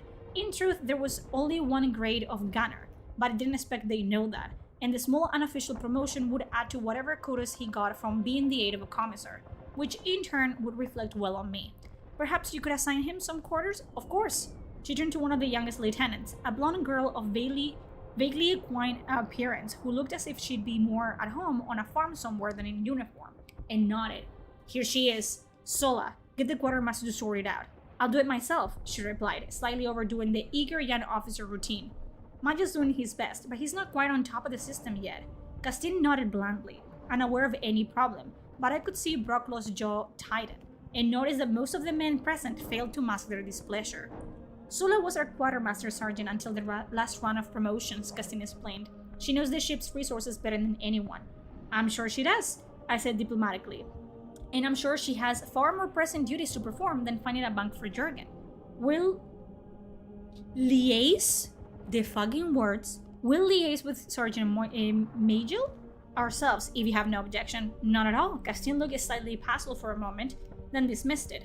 Brocklaw, I noticed from the corner of my eye, was looking at me with something approaching respect now. Well, that was something at least, but it was pretty clear I was going to have my work cut out for me. To turn this divided and demoralized rabble into something resembling a fighting unit. Well, up to a point anyway. If they were a long way from being ready to fight the enemies of the Emperor, they were certainly in good enough shape to fight amongst themselves, and I was shortly to discover. I haven't reached my second century by ignoring the little presentiments of trouble which sometimes appear out of nowhere, like those itching palms of mine, or the little voice in the back of my head which tells me something seems too good to be true. But in my first few days aboard the Righteous Wrath, I had no need of such subtle promptings from my subconscious.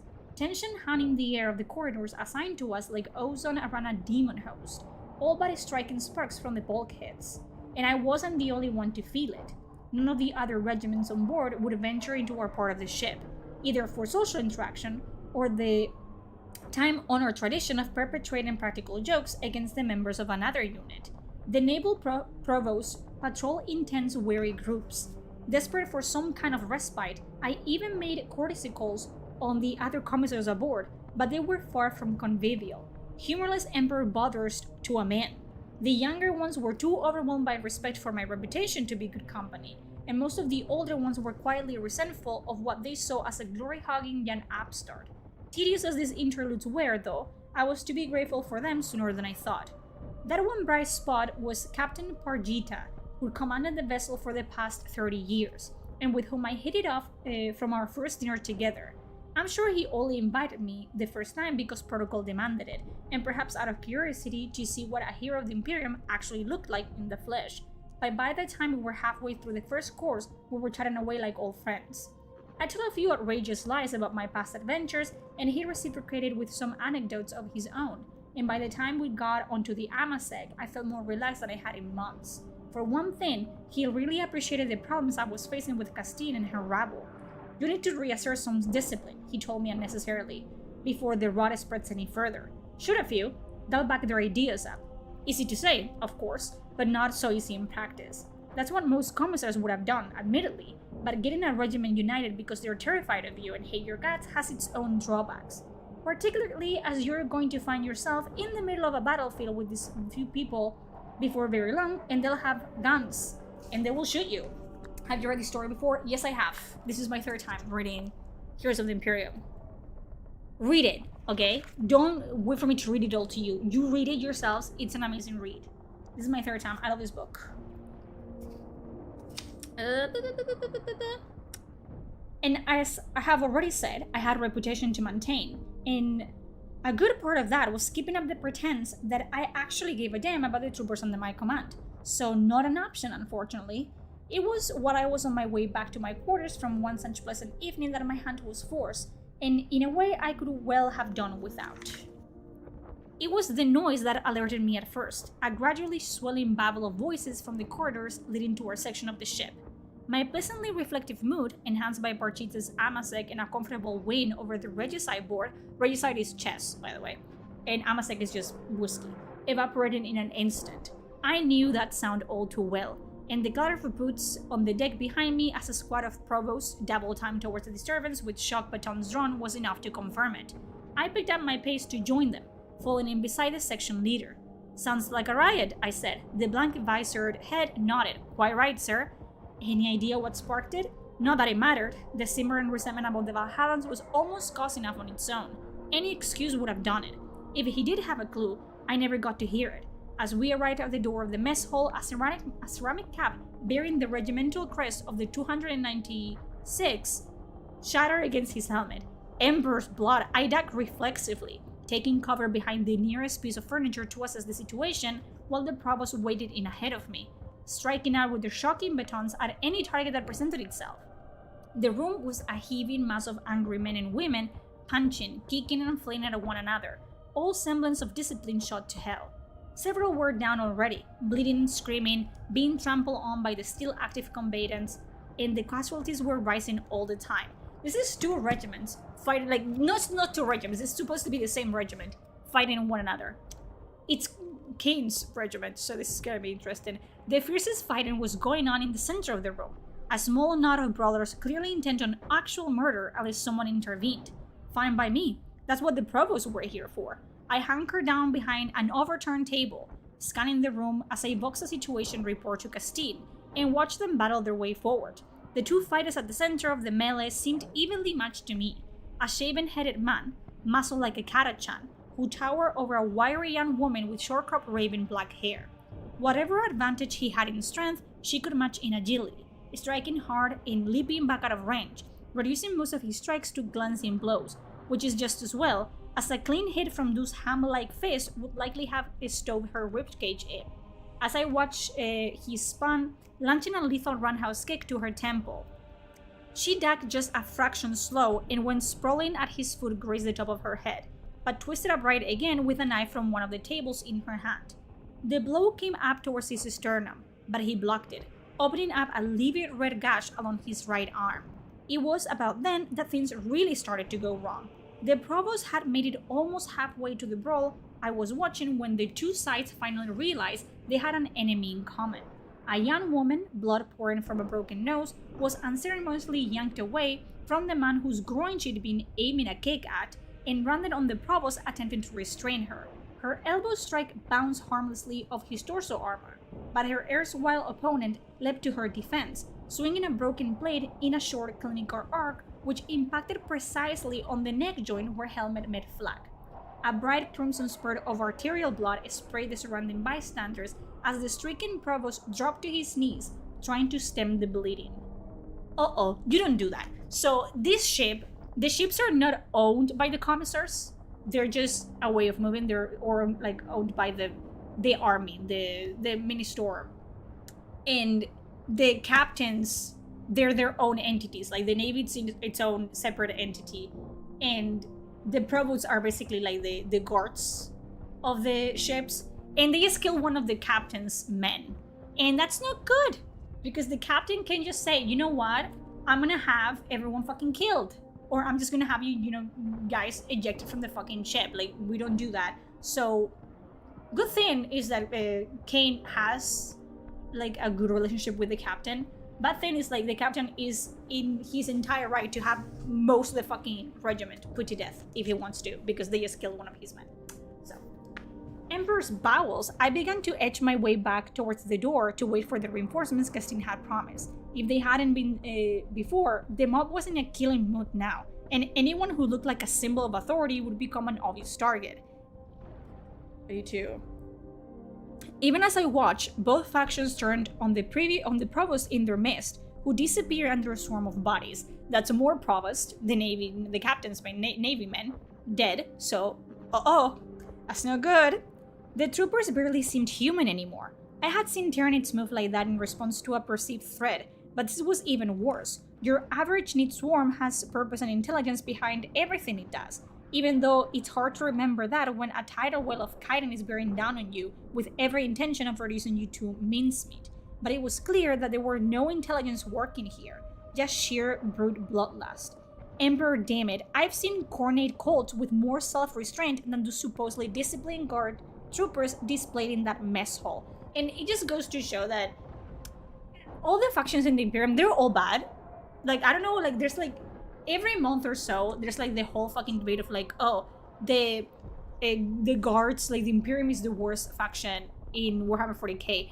No, the Imperium like of men is not even the worst faction in Warhammer 40k. Like, there's worse factions, but when you compare them to one another, there's a lot of similarities.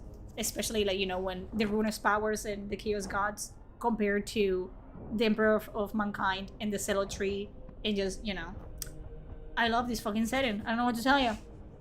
At least while they were ripping the province apart, they weren't likely to notice me. So I made what progress I could towards the door, ready to take command of the reinforcements as soon as they arrived.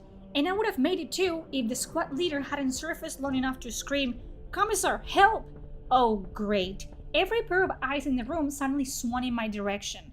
I thought I could see my reflection in every pupil, tracking me like an auspex. If you take one more step towards that door, I told myself, you're a dead man.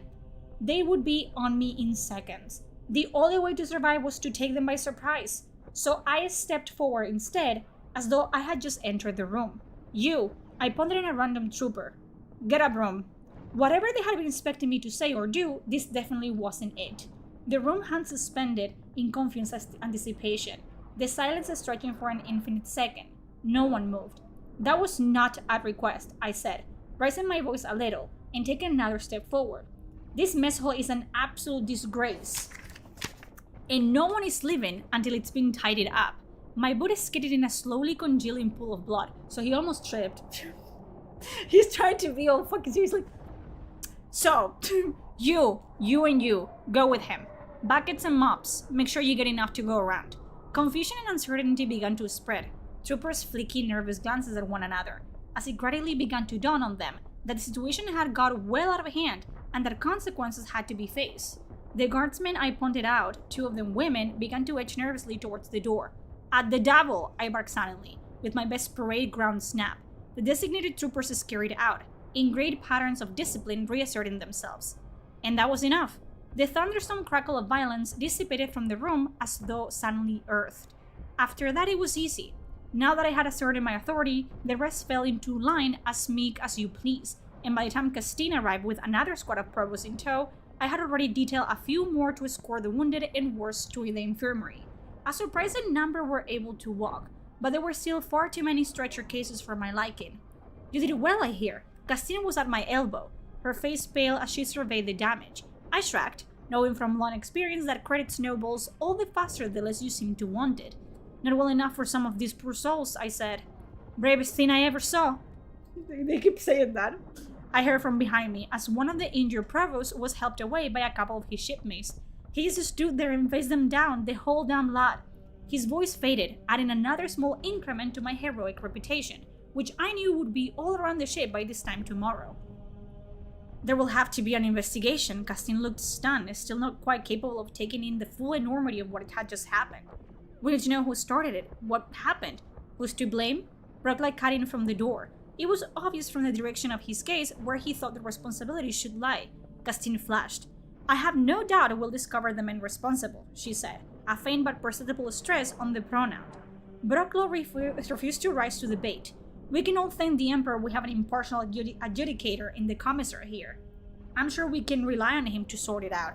Thanks a lot, I thought, but he was right, and how I handled it was to determine the rest of my future with the regiment. Not to mention, leaving me running for my life yet again, beginning a long and unwelcome association with the Emperor's pet psychopaths, and an encounter with the most fascinating woman I have ever met. And that is the first chapter of For the Emperor. I love this. I love this book, and I am gonna read this. I'm gonna read the fuck out of it later. I'm not gonna push my luck though. That's it. That's it. Again, read it. Okay, you can find it like there's the Black Library, of course. You can buy the books on Amazon if you like physical books, which I do. If I could own every single book of the Black Library on paper, I would, but a lot of them just don't sell on paperbacks for some reason. What else? I don't know, man. The book is Heir of the Imperium. This is the omnibus, and it is by Sandy Mitchell. Okay, an omnibus, again, for those people that don't know, is 3 novels in one. So I was reading the first chapter of the first novel, which ends here. I haven't even, because I was rereading it myself, so I was already on Caves of Ice. This is the first novel, okay?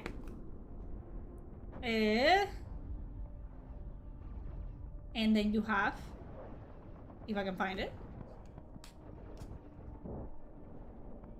No. Where's the, there you go. So it is kind of like this. That's how you, those are the 3 books, okay? And you will see that a lot. It's very common for the Black Library, Warhammer 40k. I don't know about Warhammer, like the fantasy version, but they just come in omnibus. They're not more expensive because of it. Like, I don't know how much this was at the time. It says here, UK, 13 bucks. 15 bucks. US, 18. Canadian, 20. Australian, 27. I don't know how accurate that is in digital, you know, in Amazon or whatever, but I paid very little for this book, and it's 3 in 1. Same thing with this one as well. And most of my books are omnibus. I can show you the books that I have if you're interested in. I haven't read all of them, so I guess I'm just gonna show you the ones that I have read. I've read Creek. I have so many. And I was reading this one as well. I stopped. I'm so happy you're gonna actually do reading. I hope this happens more often on Twitch and YouTube. I might actually just do YouTube videos of me reading like this, but reading more, you know? I can even read the entire thing. This, for all the people that like The Creek, the Death Corpse, this is kind of like the best book. I don't know if it's the only book, but it explains how the Creeksmen happened.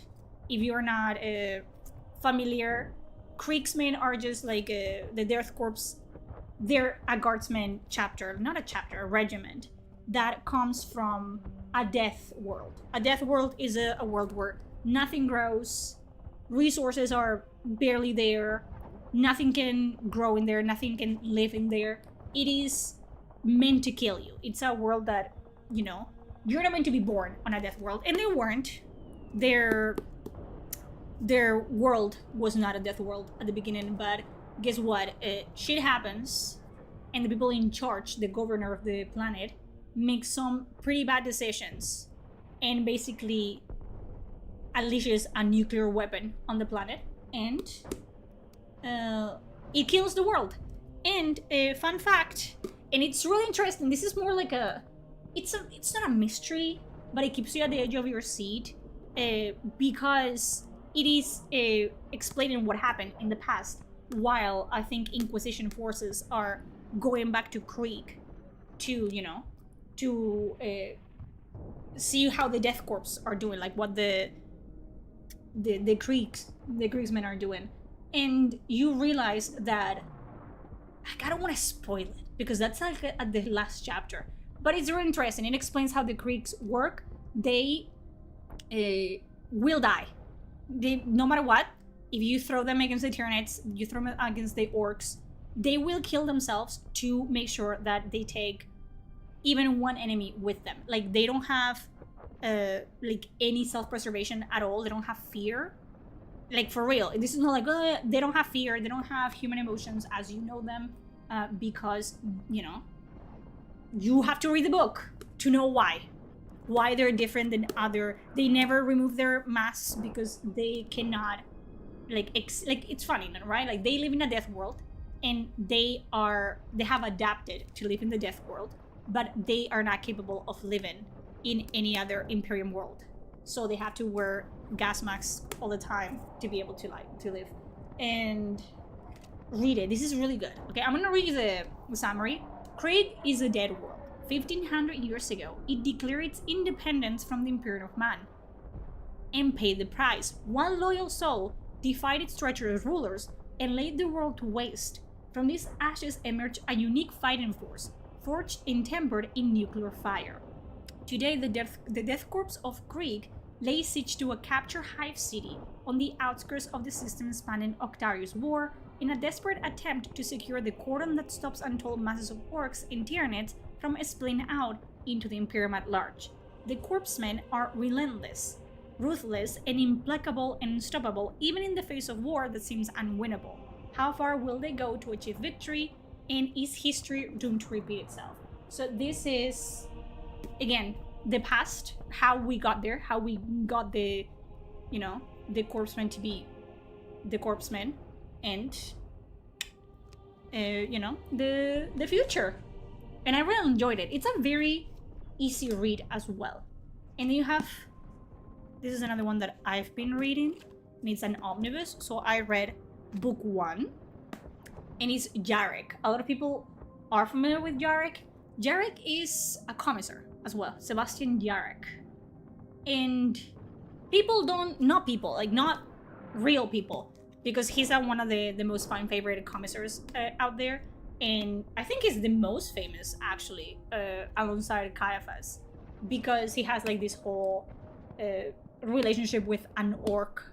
Not a relationship as a romantic relationship, but he has a back and forth relationship, like a banter, almost like, you know, a normal, like, enemies relationship with an orc warlord, who, you know, he decides, the orc, that Jarek is his #1 enemy in all the galaxy, so he gets really upset when other people try to kill him. Enemies to lovers. tell us all this time. But Jarek is very interesting as commissars go. Again, you can tell that I have a type, right? That I have a type because Jarek is very good at what he does, but in the setting, in the universe of Warhammer 40k, he is not well liked. Actually, Jarek, given what he has done and what he's seen, he should have not been a commissar. He should have been like a general or something like that. But he doesn't get promoted even in his later years because people take his actions the wrong way. In the first book, his mentor actually passes away, and people think that he had a hand in his mentor's death.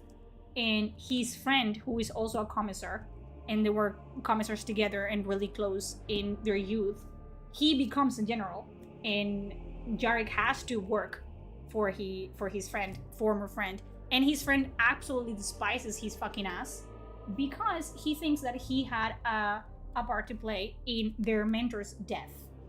And that is basically how his story goes. He just gets sent to the most grueling, like Caiaphas gets sent to really harsh missions because people think that he can make it out, but Jarek gets sent into the most grueling missions because they want him dead. So that's the difference here. Really like it. He's still not my favorite. I think from now, it's Caiaphas and then Gaunt. Gaunt is another really good one. I have so many fun recommendations to say it. Gaunt, another commissar, obviously, Abraham Gaunt. This tells the story of the Tanith First and Only, the regiment. So Tanith, it's a planet, obviously, and I think it was overrun by Tyranids, I believe, and Exterminatus was activated for Tanith, for the world of Tanith. And Commissar Abraham Gaunt, another not very well liked commissar in the setting of Warhammer 40k, he has to, make the decision. Like, he goes to Tanith and he is there to actually put together a regiment. And by the time, they don't know what's going to happen to Tanith, so they don't, And when the planet is overtaken, I think it's Tyranids. I don't know. I could be lying to you, but the planet is overtaken. They're gonna fucking die. Yada yada yada. He is forced to, from the regiment that he's gonna pull, just try to save as many guardsmen as he can. But obviously, that's not enough. And a lot of, everyone dies in Tanith. So the only people left from Tanith are the regiment Tanith One and Only. And the problem is, their regiment really hates their commissar. With Caiaphas, they love him. They love everything that he represents. They think that having him in the regiment is gonna make them, survive. It's gonna make the odds better. But the Tanith First and Only, the Tanith First and Only, they think that he led his, their families and their people to die. That something could have been done, which it couldn't have, but they think that he let them die, and they actually have to, work alongside him. And a lot of the missions that they go through, they just don't listen to him. He's trying to do everything for them and trying to actually help them, and they don't accept it. They're not grateful for it. Then there's the whole backstory of Abraham Gaunt and how he's not even well liked within the commissariat with other commissars and the Administorum and the Ministorum. They don't like him that much, so he gets sent into very shitty missions because they don't really care about the Tanith. The Tanith, they don't have a lot of combat experience, so they don't have a lot of reputation to precede them. So they just send them into, to be cannon fodder all the time, which it's ass because they're the only ones left. Think of Cadians, right? It's worse with Tanith. There's no more people from Tanith. The people in his regiment are the only left. And every time that they send them into shitty fucking missions, people die. And then you have Milo. Milo is his aide.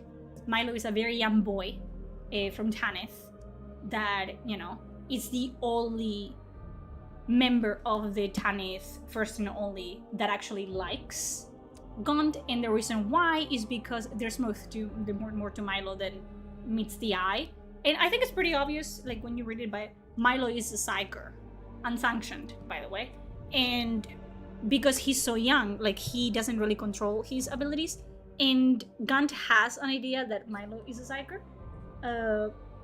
But, you know, he's a very young boy, and he knows that if he sends Milo to the Black Ships, Milo is not gonna be Milo anymore. He's just gonna be, you know, torture and turn into one of the sanctioned psychers of the Imperium. So they just kind of agree to keep it a secret, because psychers are not, they're treated as non-humans. Like they're treated as less than people. And Milo has this ability of seeing the future sometimes, which he doesn't really control, and just knowing people more than they would actually look, you know, like to be known. And that happens to Abraham. So Milo really likes Gaunt.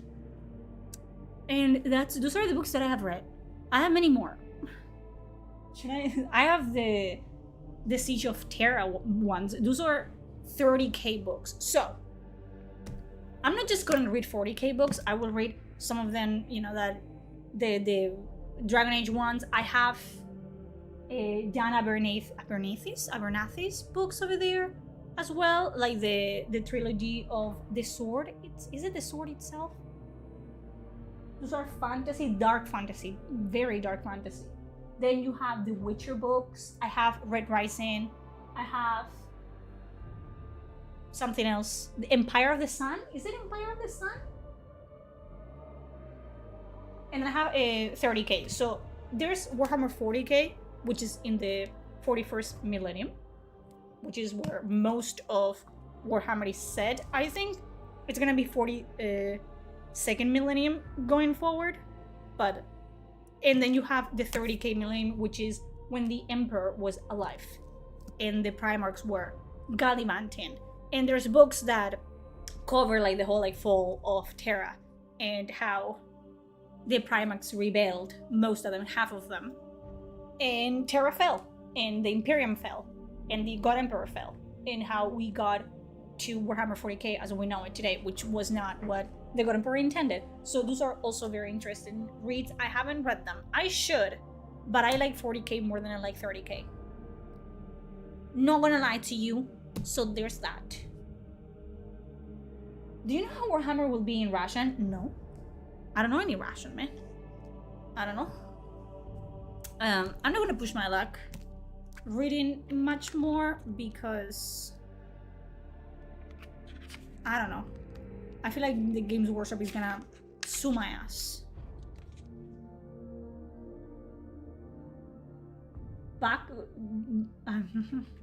Backstabbing? You're making me say a slur. Sounds like a slur. If I don't understand it, it's a slur. I don't know, man. I don't know. I like reading out loud. I should read out loud more often because it does really help me with my diction and, you know, to actually understand what I'm reading. My thing is I learned to read and to speak English through books, but obviously I didn't have anyone to teach me English. So a lot of words I simply don't know how to pronounce. Like I know what they mean in my head, but when I try to pronounce them, I can't. Because I have never spoken them out loud. And also there's like words that you read in a book that you don't necessarily use. Like in your day-to-day life. No, Astartes I can say. Is Astartes. Because it's, you know, Latin. The Adeptus Astartes. The Latin is fucking easy for me.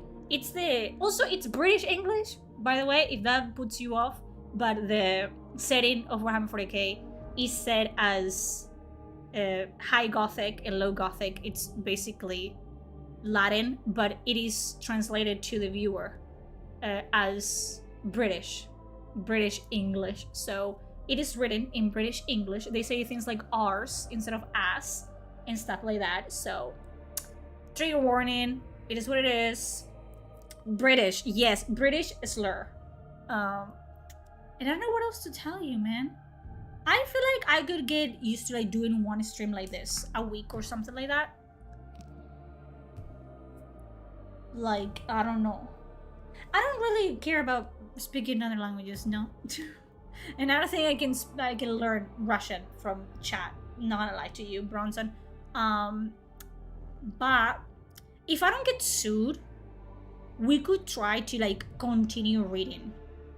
You know, I just kind of want to like get like a little book club going. You know what I mean? You know what I mean? Just get people reading the same book at their own pace. You know what I mean? Like, just read the books at your own pace. But I need people to read, because I don't have anyone to like fucking gush about books like this. You know, I need people to read with me the same book, so I can tell you, you know, that character in that moment in chapter 25 when this happened, people don't get it. People don't get me, and I need them to get me. Okay. I love reading. I feel like it's a loss, like art.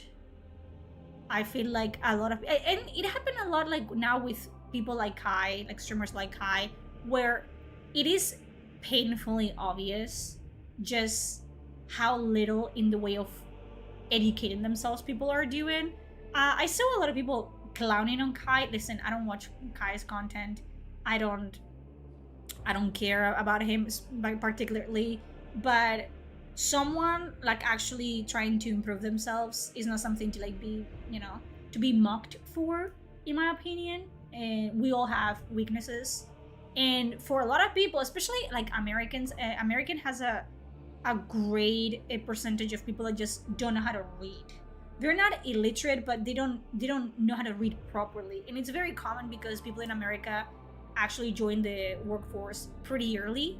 That's not common in Europe, for example. You cannot join the workforce until you're 18 legally.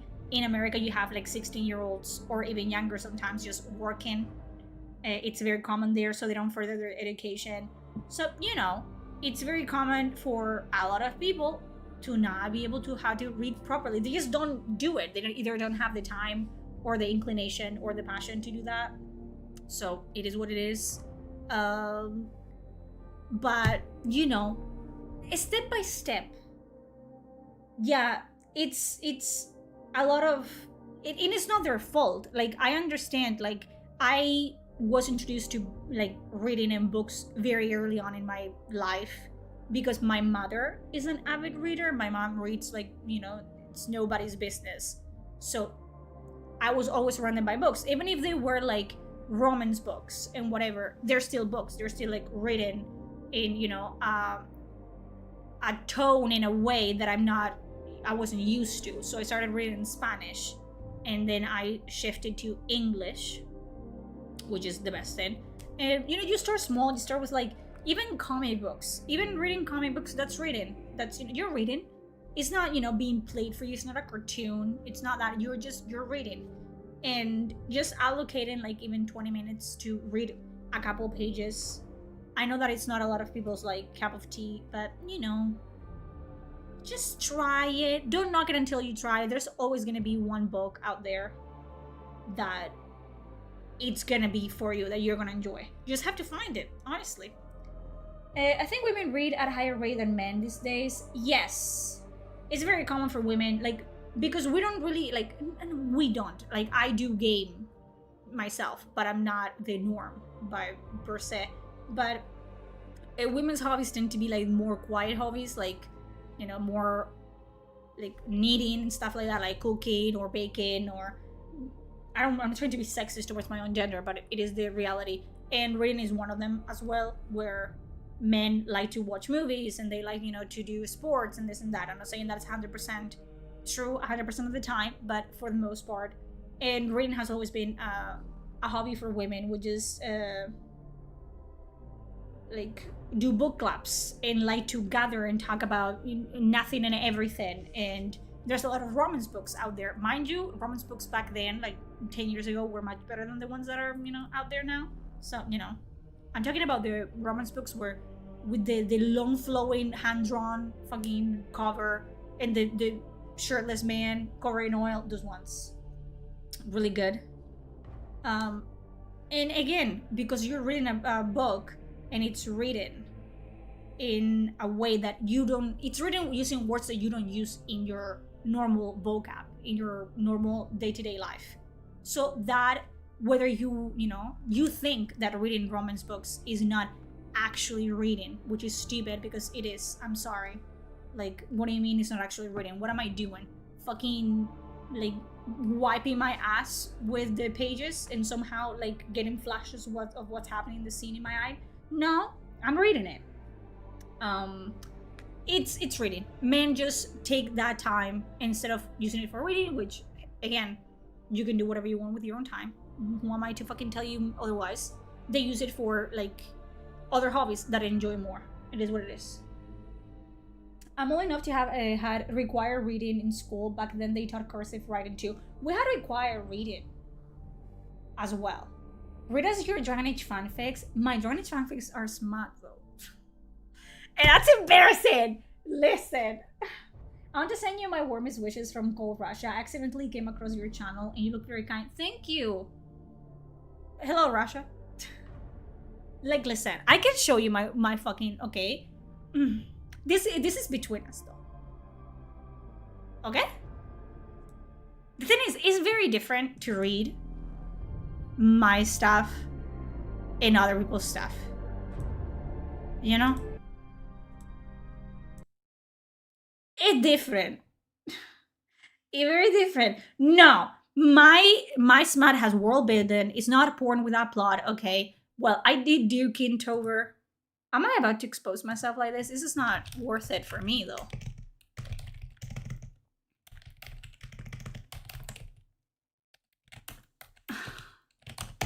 It's not smart from the beginning. There's ones that are smart, and I'm just not gonna read that because I'm gonna get absolutely fucking, no.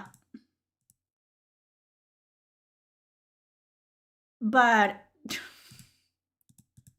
can I even log in? I had to change my browser because I updated my graphics and everything, and now Opera doesn't fucking open for some reason. So that's great.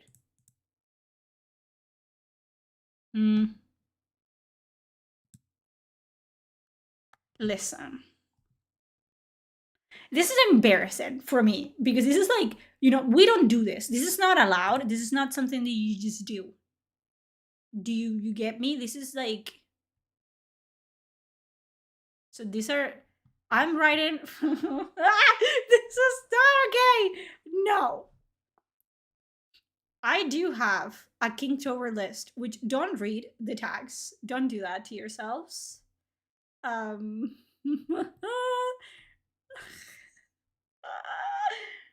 No. Also, when you like write, everything that you write feels shitty. Yes, I'm not gonna read any of the Kinktober stuff because that is porn without fucking plot. I'm not doing that. I have the ones that are like long form. I have Do Not Feed the Specimen. I have that one. And Kinktober. We're not gonna look. No, not looking at those ones. We're not looking at those ones.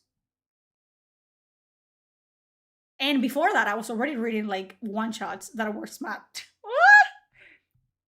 And then Beyond the Veil is the one that I finished, and it's 55 chapters long. Publishing when, bro. I just don't like it. Listen, these are romance novels. You guys don't enjoy this. Like, why would you even like make me read this? Like, you guys don't like romance stuff. And what I write is fucking romance. What do you want? What do you want from me? It is different. Listen. Yes, because it's cold. Don't read it. Don't read it. Don't do that. That's illegal, actually. God. Like, it's different. It's different. Reading someone else's work is like, oh my God, this is the best thing I've ever read. And then you like read your own stuff and you're like, this is illegal, actually. Like, this is really bad. You guys are not judgment free, not even if you tried. Also, I've been meaning to rewrite like Beyond the Veil, but it's just like so fucking long. Like, it's like how many words long? I'll show you. It's like, you see this? You see the explicit sexual content? It's not. It's more than 3 words long. I'll tell you that. It is. How much is this? 476,000 words. What are some books? Books that are 400k words.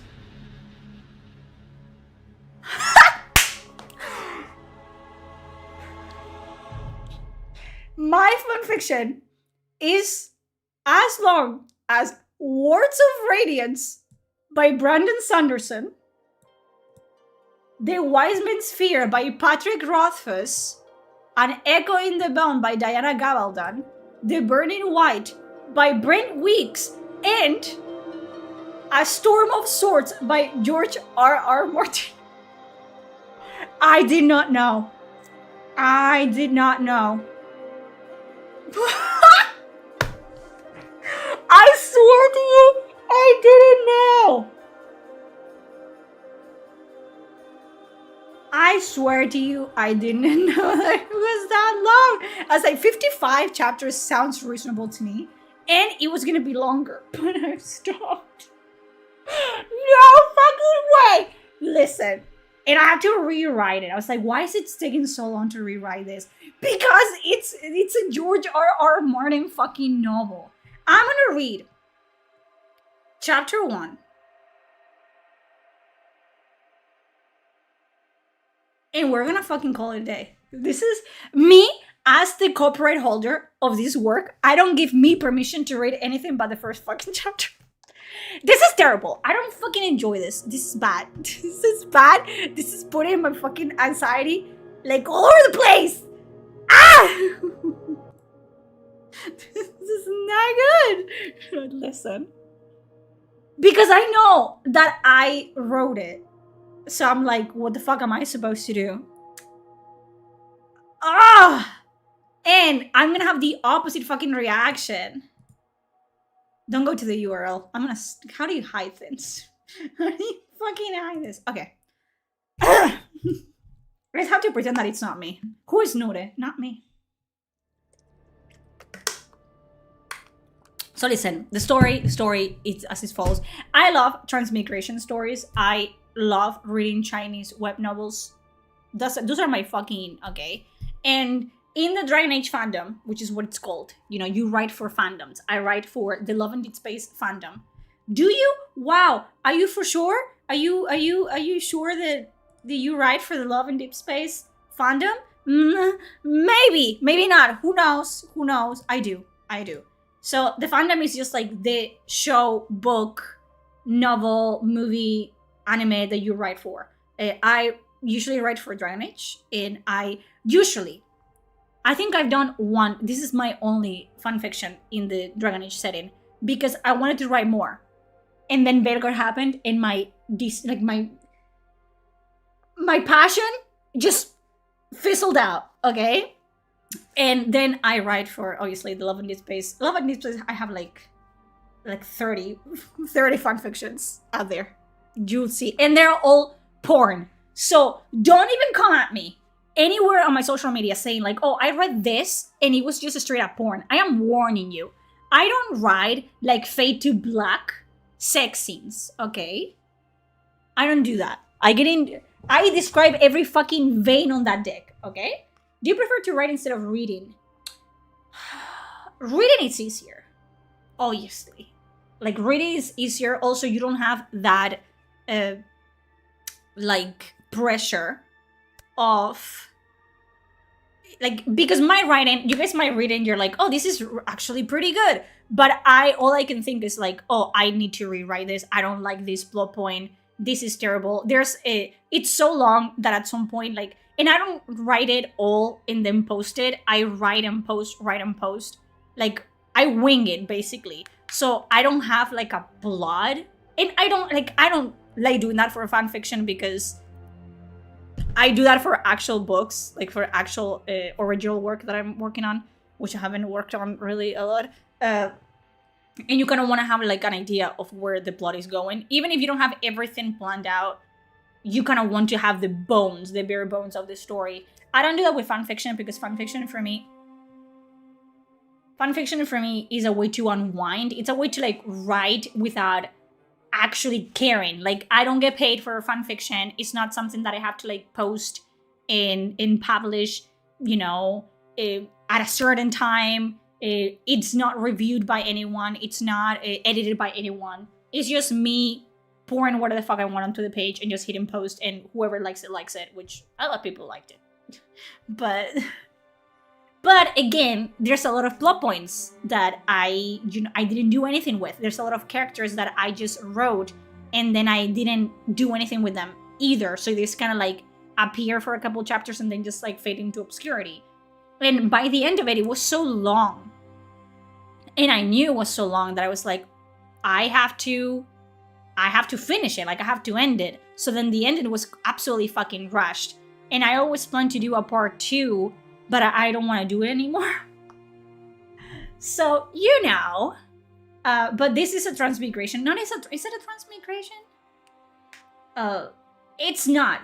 Well, you see what I'm talking about. I went too wild with the whole thing because technically the body of the protagonist is not the body that she was born into. It's another person's body, but not really. It's a whole thing, and you don't really understand until almost the very end of the story. And if you want to read it, you read it. If you don't, you don't. Okay? Her name is Imogen, because I love old fucking sounding names. And the ship is Imogen and Commander Cullen, because we love Cullen.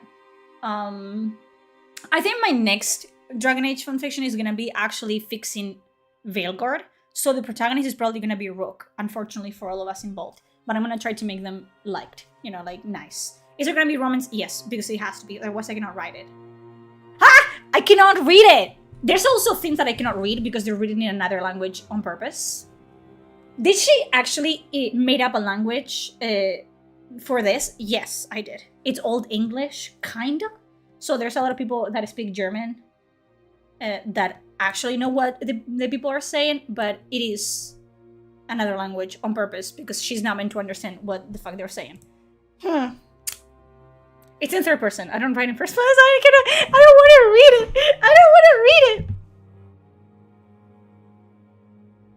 I don't want to do this.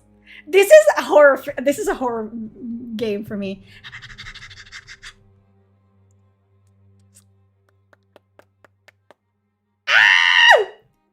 I don't like first person because it's like I'm not that person. I don't also like self inserts, like, you know, your name here. Like, I don't do that.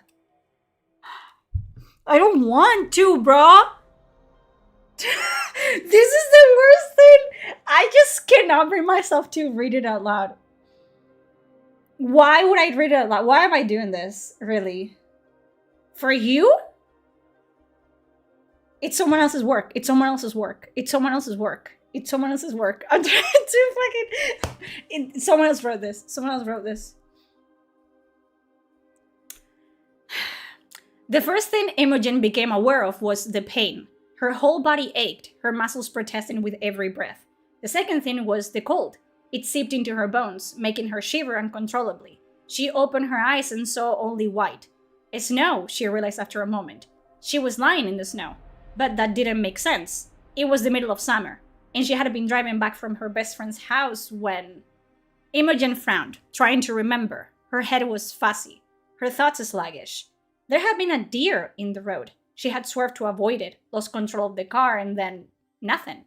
She groaned and tried to sit up, but the effort was too much. Her head swam, and she fell back against the ground, gasping for breath. How had she gotten here? Why was it snowing in the middle of summer? What was going on? The sound of footsteps crunching through the snow made her tense. Someone was coming. She tried to call out, but her voice was too weak. She lay helplessly, waiting for whoever or whatever was approaching. Then it's in the fucking language that I don't speak, you know, it's what it is.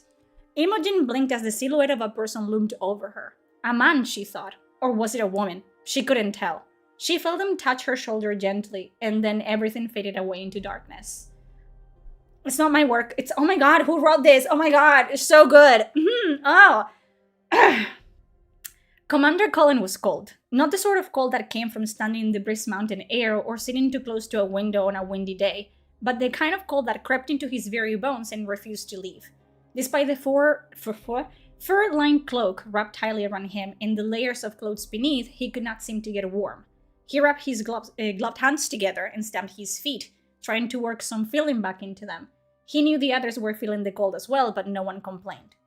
"Are you sure you saw movement up ahead, Scout?" Cullen asked, his breath misting in the air. "Yes, Commander," the young woman replied, her face pale but determined. There was a light flickering in the distance, like a candle or a torch. "I thought it best to report it to you." Cullen nodded, pleased by the scout's diligence. It was easy to be lulled into a false sense of security in this vast expanse of white, and even the most experienced tracker could be fooled by an errant patch of snow or a trick of the light.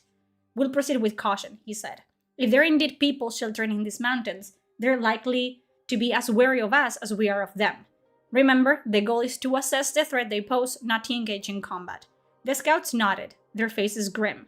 They knew as well as he did that the mountains had always been a refuge of outlaws and brigands. Now, with the war heating up again, it was likely to be a heaven for deserters and other unsavored characters. As they pressed on, Cullen found himself thinking of his childhood. He had grown up in a small village on the edge of the Frostbacks, where the winters were long and harsh. He remembered the biting cold, the endless drifts of snow, and the way the wind would howl through the mountains like a living thing. He had always thought he would never return to such a place, but here he was, on yet another fool's errand. He sighed, the sound lost in the howling wind. Perhaps his father had been right. Perhaps he should have become a farmer or a merchant instead of a Templar. But it was too late for such regrets now. He was here, and he would do his duty to the best of his ability, just as he always had. This is painful to me. I didn't write this. This is not me. This is not me. Cullen lifted his gaze and peered into the distance, squinting against the glare of the winter sun. Was that a glint of metal he saw, or merely a trick of the light? "Scout, what do you see?" The young woman narrowed her eyes, her breath misting in the cold air. "I'm not sure, Commander. It looks like something shiny, maybe metal." They just say they are suffering. This is shock therapy right here. Shock therapy. Cullen signaled for his men to halt and pulled out a spyglass. Sure enough, there was something in the distance, something that glinted in the sun, despite the gloom of the heavy snowfall. It was mostly obscured by the snow, but the scout was right. It could be metal. He scanned the horizon, searching for any sign of life. Was it a camp or a caravan? A group of travelers seeking shelter, or was it something more sinister? He had not come this far to turn back now, not when there was a slight chance that they could uncover something important. "We'll keep moving," he said, tucking the spyglass away. "Be on your guard, men. Whatever we find up ahead, we're likely to encounter resistance." They pressed on, the air growing colder and the wind picking up. Cullen's breath was now a cloud of mist in front of him, his lips chapped and his cheeks stinging. He could see the scout ahead of him, her form almost invisible in the swirling snow. She was moving slower now, her steps cautious as she approached the glinting object. Suddenly she stopped, her voice barely audible over the howling wind. You see, I'm already thinking, there's so many things of, repetition. You write and you're like, howling wind, misty in breath, and you're like, you're supposed to do that, and then when you edit it, you change it to a synonym or to another stuff, and I didn't do that, and it's pissed me off. But whatever, it's really good, it's amazing. The rest of the party hurried to her side, but Cullen found himself hesitating. There, half buried in the snow, was a body. It was a young woman, perhaps no more than 30 years of age, and she was dressed in tattered, bloodstained clothing. Her skin was unnaturally pale and her lips were tinged blue, but she was breathing, if only just. A few steps to where she lay were the remnants of something made entirely of metal. Cullen thought it might have been once a wagon, but he couldn't be certain. "We need to get her back to camp," he ordered, kneeling beside her. "She needs a healer, and she needs warmth. Who knows how long she's been out here?" The others obeyed, gently lifting her from the snow. As they did, Cullen noticed something else. An object clutched into her hand, a rectangular piece of glass and metal. It was broken, its surface cracked, but he had never seen anything like it before. The woman's inner fingers loosened, and he plucked the mysterious item from her grasp. "It's a phone! It's a phone! It's a phone!" This someone who wrote this is very talented. Oh my god, talented writer. Ha! As he tucked it away from further inspection, he couldn't help but wonder what she had been doing here. By the looks of her, she was no bandit or brigand. and her clothes, albeit filthy and torn, were well made and clearly once expensive. She didn't fit the description of anyone who had gone missing recently either. What then was a noblewoman, or what appeared to be one, doing out in the Frostback Mountains? The wind picked up, bringing with it a fresh flurry of snow. Cullen shook his head and turned away, his thoughts a jumble of confusion and suspicion. There would be time for answers later, but now they needed to get her back to the Inquisition camp and out of the cold. Ooh! Okay, this is gonna be hard because a lot of it is just not English. Why do I write for, this is too much for a first chapter. Make it shorter, girl. Imogen woke to the smell of wood smoke and the feel of a scratchy blanket over her. She opened her eyes slowly, blinking against the dim light. The world around her was hazy, her thoughts sluggish and unfocused. She was in a tent, she realized. She could see the canvas walls and ceilings above her, the shadows from the campfire dancing across them. The last thing she remembered was the car crash. She had swerved to avoid a deer and ended up careening off the road. Everything after that was a blur. She tried to sit up, but a sudden pain shot up through her head, and she fell back with a groan. Not English. The voice was unfamiliar, the words a jumble of sounds that Imogen didn't recognize. She turned her head, her gaze falling on the figure seated beside her. It was a woman, clad in red and white robes, her head covered by a cowl. Her face was lined with age, her dark eyes bright and sharp. "Who are you?" Imogen asked, her voice barely a whisper. "Where am I?" Not English. I'm not even attempted. It's like similar to German, but I do not speak German, okay? I took French in high school. The woman frowned, her expression puzzled. She spoke again, her tone concerned. Imogen frowned. She didn't recognize the language, and yet there was something vaguely familiar about the way the words rolled off the woman's tongue. She struggled to sit up, but her limbs felt Latin. Latin? Mm-hmm. You see what I'm talking about? I know the word, but I don't know how to pronounce it. Her swimming. She rose and adjusted the blanket, tucking it around Imogen's shoulders. Her touch was gentle, her hands calloused. It reminded Imogen of her grandmother. Tears prickled at the corners of her eyes. Not prickled. That's not pricked. Who is she? What? This is terrible. I don't want. This is a shock therapy for sure. Look at my hands. I am losing my mind. Just ask me to play a horror game next time, and I'll actually do that. Giselle, Imogen echoed. That was a French name, wasn't it? Her French wasn't great, but she had studied it in school. Why did she study in school? Because I studied in school. So Imogen knows as much French as I do. Probably a little bit more because I don't remember any fucking French. She racked her brain trying to remember the few words she had learned. Do you speak French? And it's in cursive because she's speaking French and she's expected to be understood. And she is understood, okay? I wasn't gonna write things in fucking French because then a mess. Nobody understands anything.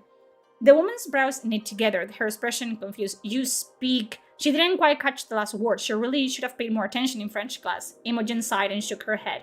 I don't understand. Imogen pointed to her ear. I'm sorry, but I don't understand you. Imogen winced as the word came out, her accent heavy and her grammar atrocious. Giselle gave a faint smile and patted Imogen's arm. Are you that damn word again? It's Orlesian, okay? They speak French in the world of Dragon Age, but they don't speak French. They speak Orlesian from Orlais. So I'm having a little difficulty with your accent. A little bit of difficulty. Imogen thought the woman was being far too generous. She had never heard someone speak such a terrible French. Where is this place? Imogen hesitated. Was it Uzu or Uzui? This fucking French lessons back when I was like 15 came in clutch. Her head was spinning. Where am I? Giselle seemed to understand the question. I'm not gonna fucking even attempt to read the French. No! Not happening. Listen, no. The smut doesn't come until way later. You guys are not even gonna be able to get a glimpse of the smut, okay? French.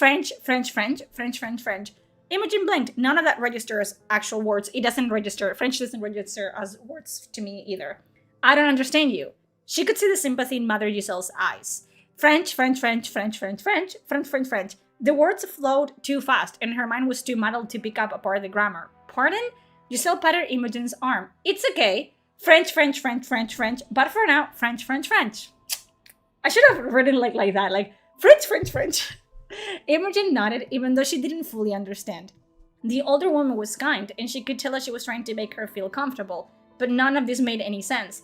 How had she gotten here? Why couldn't anyone speak English? Where was she, anyway? There was a rustle of canvas and a man stepped into the tent. Who is he? Oh my god! He was tall and broad-shouldered. His golden hair swept back from his forehead. Colin is... we love Colin, okay? He's a model. His jaw was shadowed with stubble, and his eyes were warm hazel. He was dressed in heavy armor, a sword at his hip. Not English, not English, not English. Giselle shook her head. Not English, not English, not English. Claro. The man's eyebrows lifted in surprise. By the way, this is actually like a plot point because the more she understands their language, which is common in Dragon Age, the more English words appear where they're speaking common until the point where she just knows how to speak the language. So she doesn't like hear the non-English part, you know? And you don't read it either. Like you actually just read in English when she actually learns how to speak the language, but she doesn't know how to do that yet. So this makes sense to me. It was a pain in the ass to fucking write, I'll tell you that much. Imogen stared up at the two of them, her heart pounding. It was like she was watching a movie, except she couldn't read the subtitles. Giselle, she struggled to sit up, her eyes bleeding. What's happening? I don't understand. Giselle put her hand on Imogen's shoulder, easing her back down. French, French, French. Imogen shook her head, frustrated and mounting. Why couldn't she understand them? What was happening? She had to know. The man was talking again, his voice low and urgent. Not English, not English, not English, not English, not English. I feel like the Emperor's New Groove. Like the squeaking, squeaking, squeaking, squeaking, squeaking. Like the fucking like Kronk and the squirrel. Squeaking, squeaking, squeaking. Squeaking, squeaking. That's this. The man sighed and ran a hand through his head. His expression troubled. Not English, not English. Giselle turned to Imogen. What is your nom? Because she doesn't... Your nom? Imogen... man's right. My name? Did that mean name? Imogen. Imogen. Giselle repeated the word carefully. Then gestured to the man. Non-English, non-English. Colin. Yes, I am. I'm reading chapter 1. I'm not reading anything else ever again. This is the first time and the last time. Okay? First time and last. Also, get acquainted with the M dashes because they are my life's blood. And AI can rip it from my cold hands, okay? I don't care if people are like, oh, you used AI. M dashes are my life's blood, and I'm never gonna let them go, ever, okay? So, Imogen stared at him. The man, Colin, was watching her closely, his gaze steady and assessing. There was something about him that commanded respect, an aura of authority that hung around him like a cloak. If that was the case, he was probably someone important, a leader of some kind. Colin. She tested the name on her tongue. It was a strange foreign sound, except it isn't. Colin is a very common name, but hey. Having to go every 30 seconds I can stitch together as an audiobook. No! Don't do that. Can you imagine someone like me doing an audiobook of a comic book like, I hate this! Actually, just like me losing my mind. Like, in between, like, don't edit it. Just like me losing my mind as I read like two fucking... I'm not reading the entire thing. You guys can read the entire thing. I'm reading the first chapter and feel fucking thankful that I'm not deleting my entire social media after this because I feel like I want to. Ha! Colin nodded and held out his hand, offering her the item she had been holding when they found her. Imogen stared down at the broken phone. There was no way it would work, not after the beating it had taken, and yet something compelled her to take it. She clutched the device tightly as if it were a lifeline. It was the only piece of home she had left. Imogen. The word sounded strange on Colin's lips. Not English, not English. She shook her head helplessly. None of the words were making sense, and her head was beginning to ache. I don't understand. Her voice cracked, and she fought back tears. Why couldn't they understand her? This is God telling me to stop reading. Why couldn't she understand them? It felt like the world was crumbling around her, and she didn't know how to make sense of any of it. Where am I? Please tell me, where am I? Imogen. Giselle reached out and took her hand. Her eyes filled with sympathy. Not English, not English. Colin sighed and turned away, his brow furrowed in thought. He said something in a low voice to Giselle, then stepped out of the tent, leaving the two women alone once again. Imogen stared down at the broken phone, tears rolling down her cheeks. She didn't know how long she had been here, or where here even was. All she knew was that she was somewhere far from home, in a strange place with no one else she could talk to. No one could help her.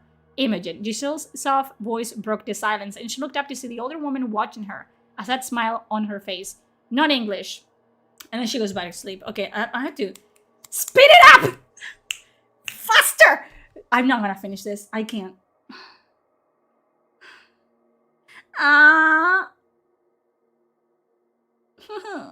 I don't want to. I don't want to read this. You got the fucking gist of it, okay? Dual protagonist, romance novel. You got the gist of it. You got the fucking gist of it. You got it. You got it? I can't. I can't! I can't! No, this is Beyond the Veil. Echoes of the Veil is the name of the saga. No. I cannot believe I wrote 400,000 words. And I hate most of them. Next of the Republic has kind of sort of romanceable blonde guy voiced by Greg Ellis. Sign me up. Sign me up. I just came here. What's happening? No. So I was reading Warhammer 40k books, and then Chad fucking roped me into reading my own work, which evil, okay? And they wanted that I could write. 1,000 words is enough. You guys are interested in the fucking fan fiction, you Google it yourselves. Your initiation and flow improved throughout. Yes, that's one of the things, like, that's why I think I'm gonna, even when I read, like, in my own time, I think I'm just gonna read out loud for myself, because it warms my language skills. I didn't volunteer. What are you talking? No, I was coerced into doing it. Coerced. You hear me? You little shits.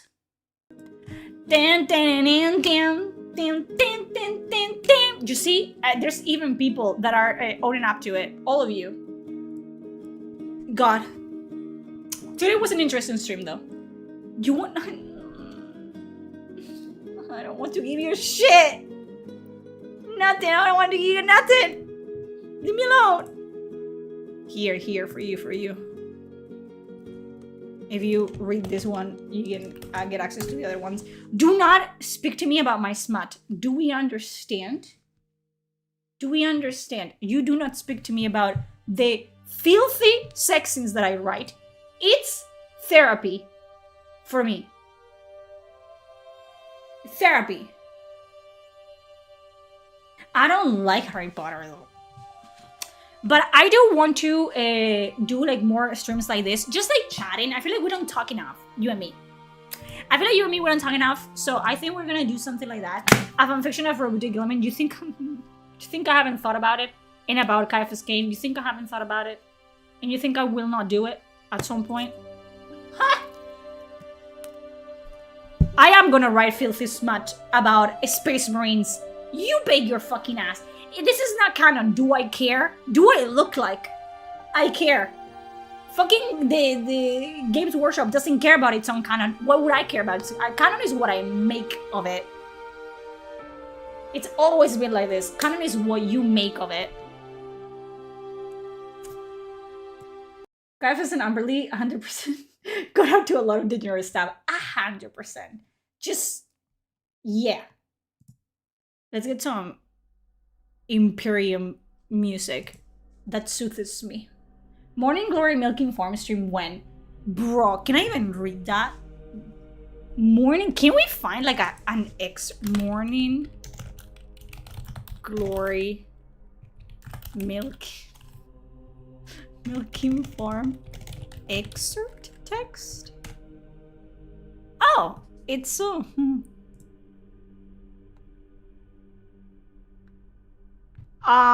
Okay. Do you guys want to... Sorry. So...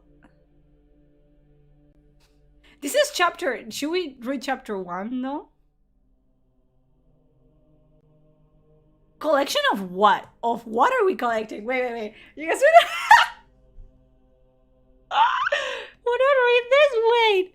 Let's... Listen, if you just join, no, don't join, actually. We already are done with reading Fear of the Imperium. Let me change. Actually. Oh, no. No. Wait. I read ahead a little bit. This is so bad. Oh, no. Okay, let me...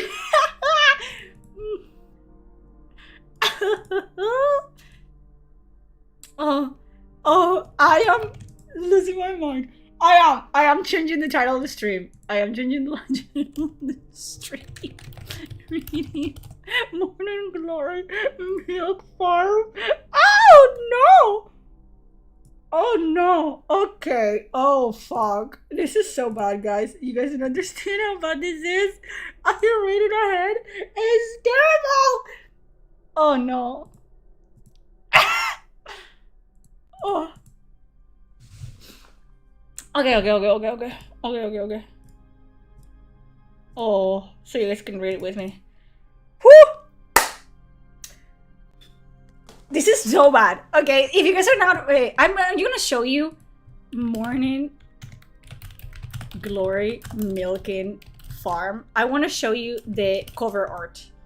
Okay. So you guys can understand. Oh, what we're working with. Okay.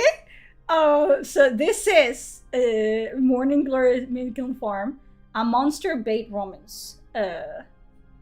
Is this a joke? Like, is it a joke? Is it a joke?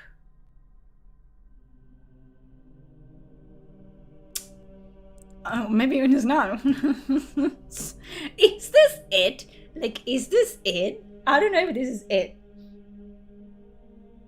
I'm not sure if this is it, though.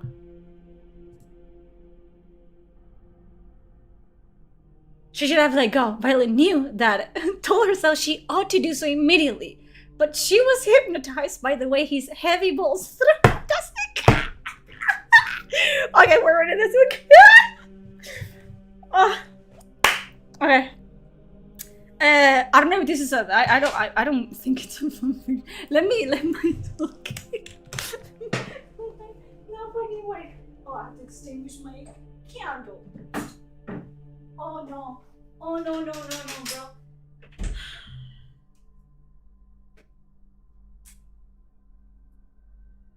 Get in.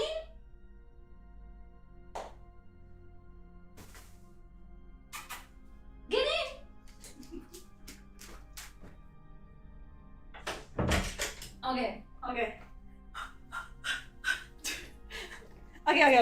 Okay. I'm gonna try to be, to read through it. This has to be a fucking joke. Like, who fucking did this? The goal for every client is a plentiful, speedy collection of what? What are we speedily collecting? What are we speedily collecting here? Oh no. Is this gonna be a thing that we're gonna be doing? Are we gonna be reading really bad stuff? Like, we're not even gonna read Warhammer 40k novels, we're just gonna be reading fucking shitty smut. That is the expectation with which you will approach every shift, getting our clients in and out and out with their day, all while maintaining our quality protocols. A plentiful, speedy collection makes for happy clients and a productive farm. So these are sentient creatures that are willingly treating themselves as farm animals? Okay, let's go. The fox-like woman's beaming, sharp-edged smile froze. Her glinting canines transformed into something sinister and vaguely threatening as Violet tapped the laptop, pausing the video for the third time that morning. She had not yet made it past the introduction today. I don't know if I'm gonna make it past the first chapter, Violet, needing to repeatedly remind herself to breathe and stay upright, and that she was home, so bolting out into the hallway and making a break for the elevator would make little sense, particularly if she wanted to avoid the uncomfortable scenario of her elderly neighbors hearing the sound of the video coming from her apartment and discovering what she was watching. Are you watching, like, I understand that it's not porn, but like even if you know that what you're reading, like not reading, like what you're watching is not safe for work, why would you have it on full blast on your laptop? Just put on some fucking, like, earphones, like a headset, you know? She thought of little old Mr. Mulstein from down the hall, a withered, hunched crone with the beginnings of dementia, accidentally wandering into the wrong apartment, catching sight of the instructional video, and having a stroke right there in the middle of the living room. Is that what you want? For the last thing that sweet old woman sees is some minotaur getting a tack job? Get a fucking grip and make up your mind. So this is a universe where I'm assuming there is animals with sentience, like humanoid animals with sentience. Why would a man, right, that looks like a bull, but a man, go to a farm operated by humans to be jerked off when he could do that in the privacy of his own home? Or is this a very dark setting where they actually keep the minotaurs as they do cows? Because that would be interesting. I don't think that's the case. Otherwise, it's just a very weird case of sex work. Because what do you mean that you need to milk a minotaur? Don't they have hands? Do they need to be milked? Why are you milking them? Like, why are you extracting semen from a minotaur? To what? To impregnate human cows with? Don't they just get together and date like normal people? Like, why? Why? Do they explain that? Why do they need to milk people when they're sentient? Like, they have the same intelligence and emotions as a human being. And I'm assuming they participate in society. Money? Her portal access was only good for another 8 hours. 8 hours in which to decide whether or not she'd be a good fit for the team of Morning Glory Farm. If her jangling nerves and ever-present anxiety would allow her to take the plunge and click accept. Listen, I love monster-human romances. I don't know about this. The implication of her words and what exactly she'd be gripping if she took the job occurred to her then, and she moaned in mortification. You wouldn't need to grip anything. There's machines that do the jerking for you. Like, why would you have to? This is such a weird thing to write about. It wasn't the first preposterous mental image she'd concocted since leaving Camber Creek the previous afternoon, and Violet was certain, as she clicked play once more, that it wouldn't be the last. The job listing had seemed too good to be true. Now hiring technicians and assistants, no prior experience required. On-the-job training, full benefits, flexible scheduling.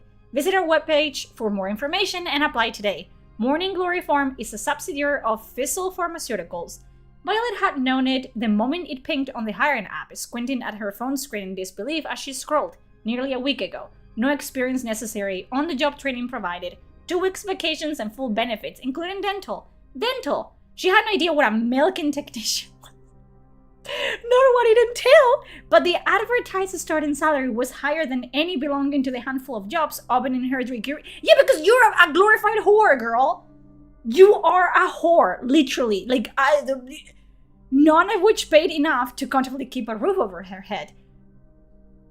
The family upstairs had chosen that moment to begin what sounded like a good old-fashioned barn-stomping square dance, reminding her that the roof over her head wasn't exactly anything to brag about, which made the fact that she struggled to pay her rent even more galling. And I want to know, does she milk just one minotaur, or does she milk multiple minotaurs? Is this does it get dubious? Does it get what's going on here?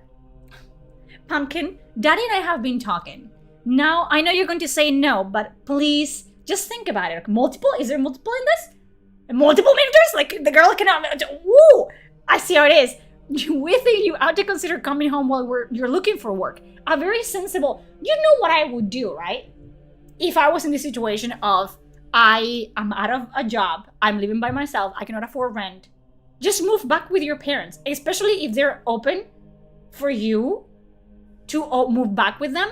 Why would you think... Like, not even my wildest dreams, I would be like, you know what, I'm just gonna open an OnlyFans to pay for rent. No, go back to fucking your parents' house and look for work there. And there's gonna be a roof over your head and a warm meal every day.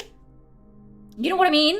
Why would you choose to become a milking technician? I don't get it. I don't get it. I don't understand. So many weird choices are being made in this 4 paragraphs that we have read. While you read this is cringe. That's the point, Charlie. I mean, $20 is $20. I mean, if you're paying me how much money? How much money would they have to pay me to become a milking technician? The thing is, they're sentient though. Like, for me, that's I fuck. Let me rephrase that. I can get behind. Let me rephrase that as well. I understand monster human romances. God knows I have read a few. God knows I'm writing one right now. But the idea of a sentient humanoid animal, okay, which again, the sentient humanoid animal going to a farm to get milked. We're not talking about even cows, okay? This is not like a humanoid cow. This is a humanoid minotaur, like a bull. And I have to, like, I wonder, like, if it was very clinical, like, like, hey, get your dick out, thank you, and you put like a machine, and you're like, I'll be back in 20 minutes, and then you're gonna go on your day. Blah, blah, blah. But I'm assuming they're gonna be like, oh no, the machine stopped working. I guess we're gonna have to switch to manual mode or something like that. It's gotta be something terrible like that. It's just gonna be bad. Because so far it's like, I don't understand. I don't even understand how this becomes a thought in someone's, like, this is the most original piece of media I have ever like read. Like, I don't think anyone else could have like come up with something like this is one of a kind, for sure, in a terrible way, but one of a kind. She'd practically been able to hear her mother raising a hand to hold off any protestation, could imagine it easily. If you think you feel too crowded in the house now that Aunt Gracie is with us, we can clean out the loft over the garage. It would be like having your own little apartment. You wouldn't need to worry about rent, and you'd be out of that awful city. Just promise me that you'll think about it, alright? It doesn't make any sense to be wasting so much money before you find something stable, and it would be so nice having you home. She'd grip the phone with whitened knuckles, trying to hold back tears until disconnected. Why? What did your mom say that it was worth bringing you to fucking tears? Her mother always seemed to know when to call, always knew when she was at her lowest and most vulnerable, always with an abundance of love, overflowing with compassion and eager to help. How fucking dare she? But always at the worst fucking times. Someone is projected. Yes, this is the Warhammer. Can I... let's change the music. It feels like a fucking... like a thriller.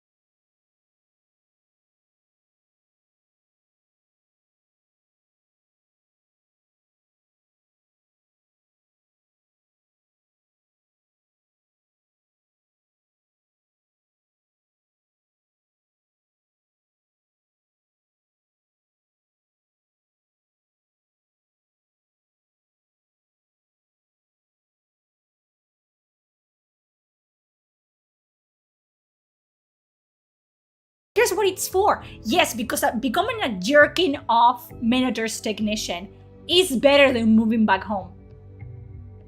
Yes, because becoming a prostitute is better than going back home. ¿Qué? ¿Cómo? Violet, famous last words. She'd been forced to admit the previous day, squirming in her seat as the train and Vidya had been queued up, glancing surreptitiously at the other prospective new hires in attendance. A green-skinned woman with broad shoulders and curving tusks. So there's orcs. So this is a fantasy. It's not that they're sentient. I am sorry. The orc was right there. Why would you write? So this is a universe where there's orcs. And it seems like there's also like a, why? But why? Why? Who wrote this? But why though? Why are they multiple? Like, is it just like it's always been this way?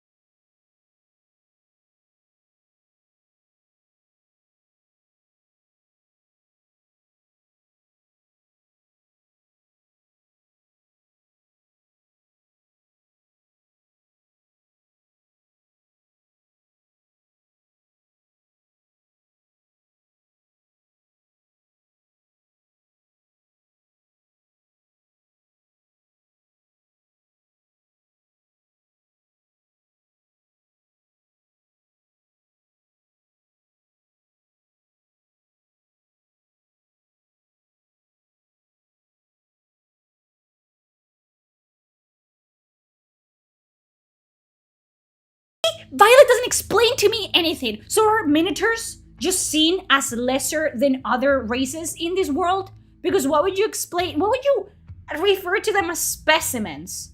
Is this okay? Do we need to call PETA? What is going on? Paw Patrol? Like, are they not seen as, are they seen as cows even though they're sentient? Are they slaves? What is going on in the House of Commons? Do we still eat cows and drink milk, or is it considered like, I don't know, like so many questions I have and not answers. I don't have a single answer. To uphold the integrity of the genetic material in our care, to set a new standard in pharmaceutical processing that the entire industry would model, and to provide a client-first attitude in all we do. Our brand new state-of-the-art facility in Cambric Creek marries all three tenets, putting the client experience at the center of our collection process. As a milking technician on our collection floor,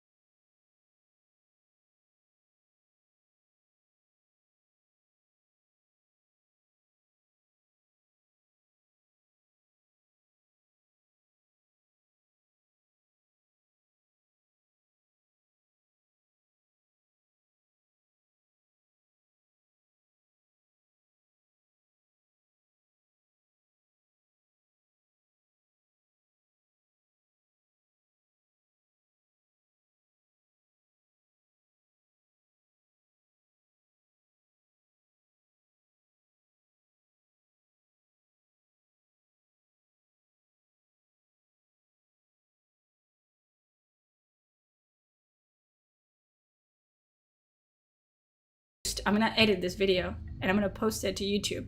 And if enough people want me to read more chapters of this, I will.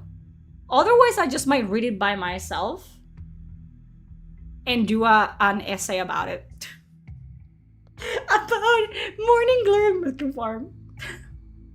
I don't know. I feel like streams like this are fun to make, and they, you know, they're easy for me to do as well because it's just me taking the piss, honestly. And I want to do more book and reading and writing stuff. But now our essay on the book, God, I could just rant about the whole logistics part of the pharmaceutical thing. Like, that's just, and I'm not even a scientist. I have never worked at a pharmaceutical company ever. But it's like, this was written, thank you for the gifted memberships, Rob. Like, this was written by someone that doesn't know how much bread costs.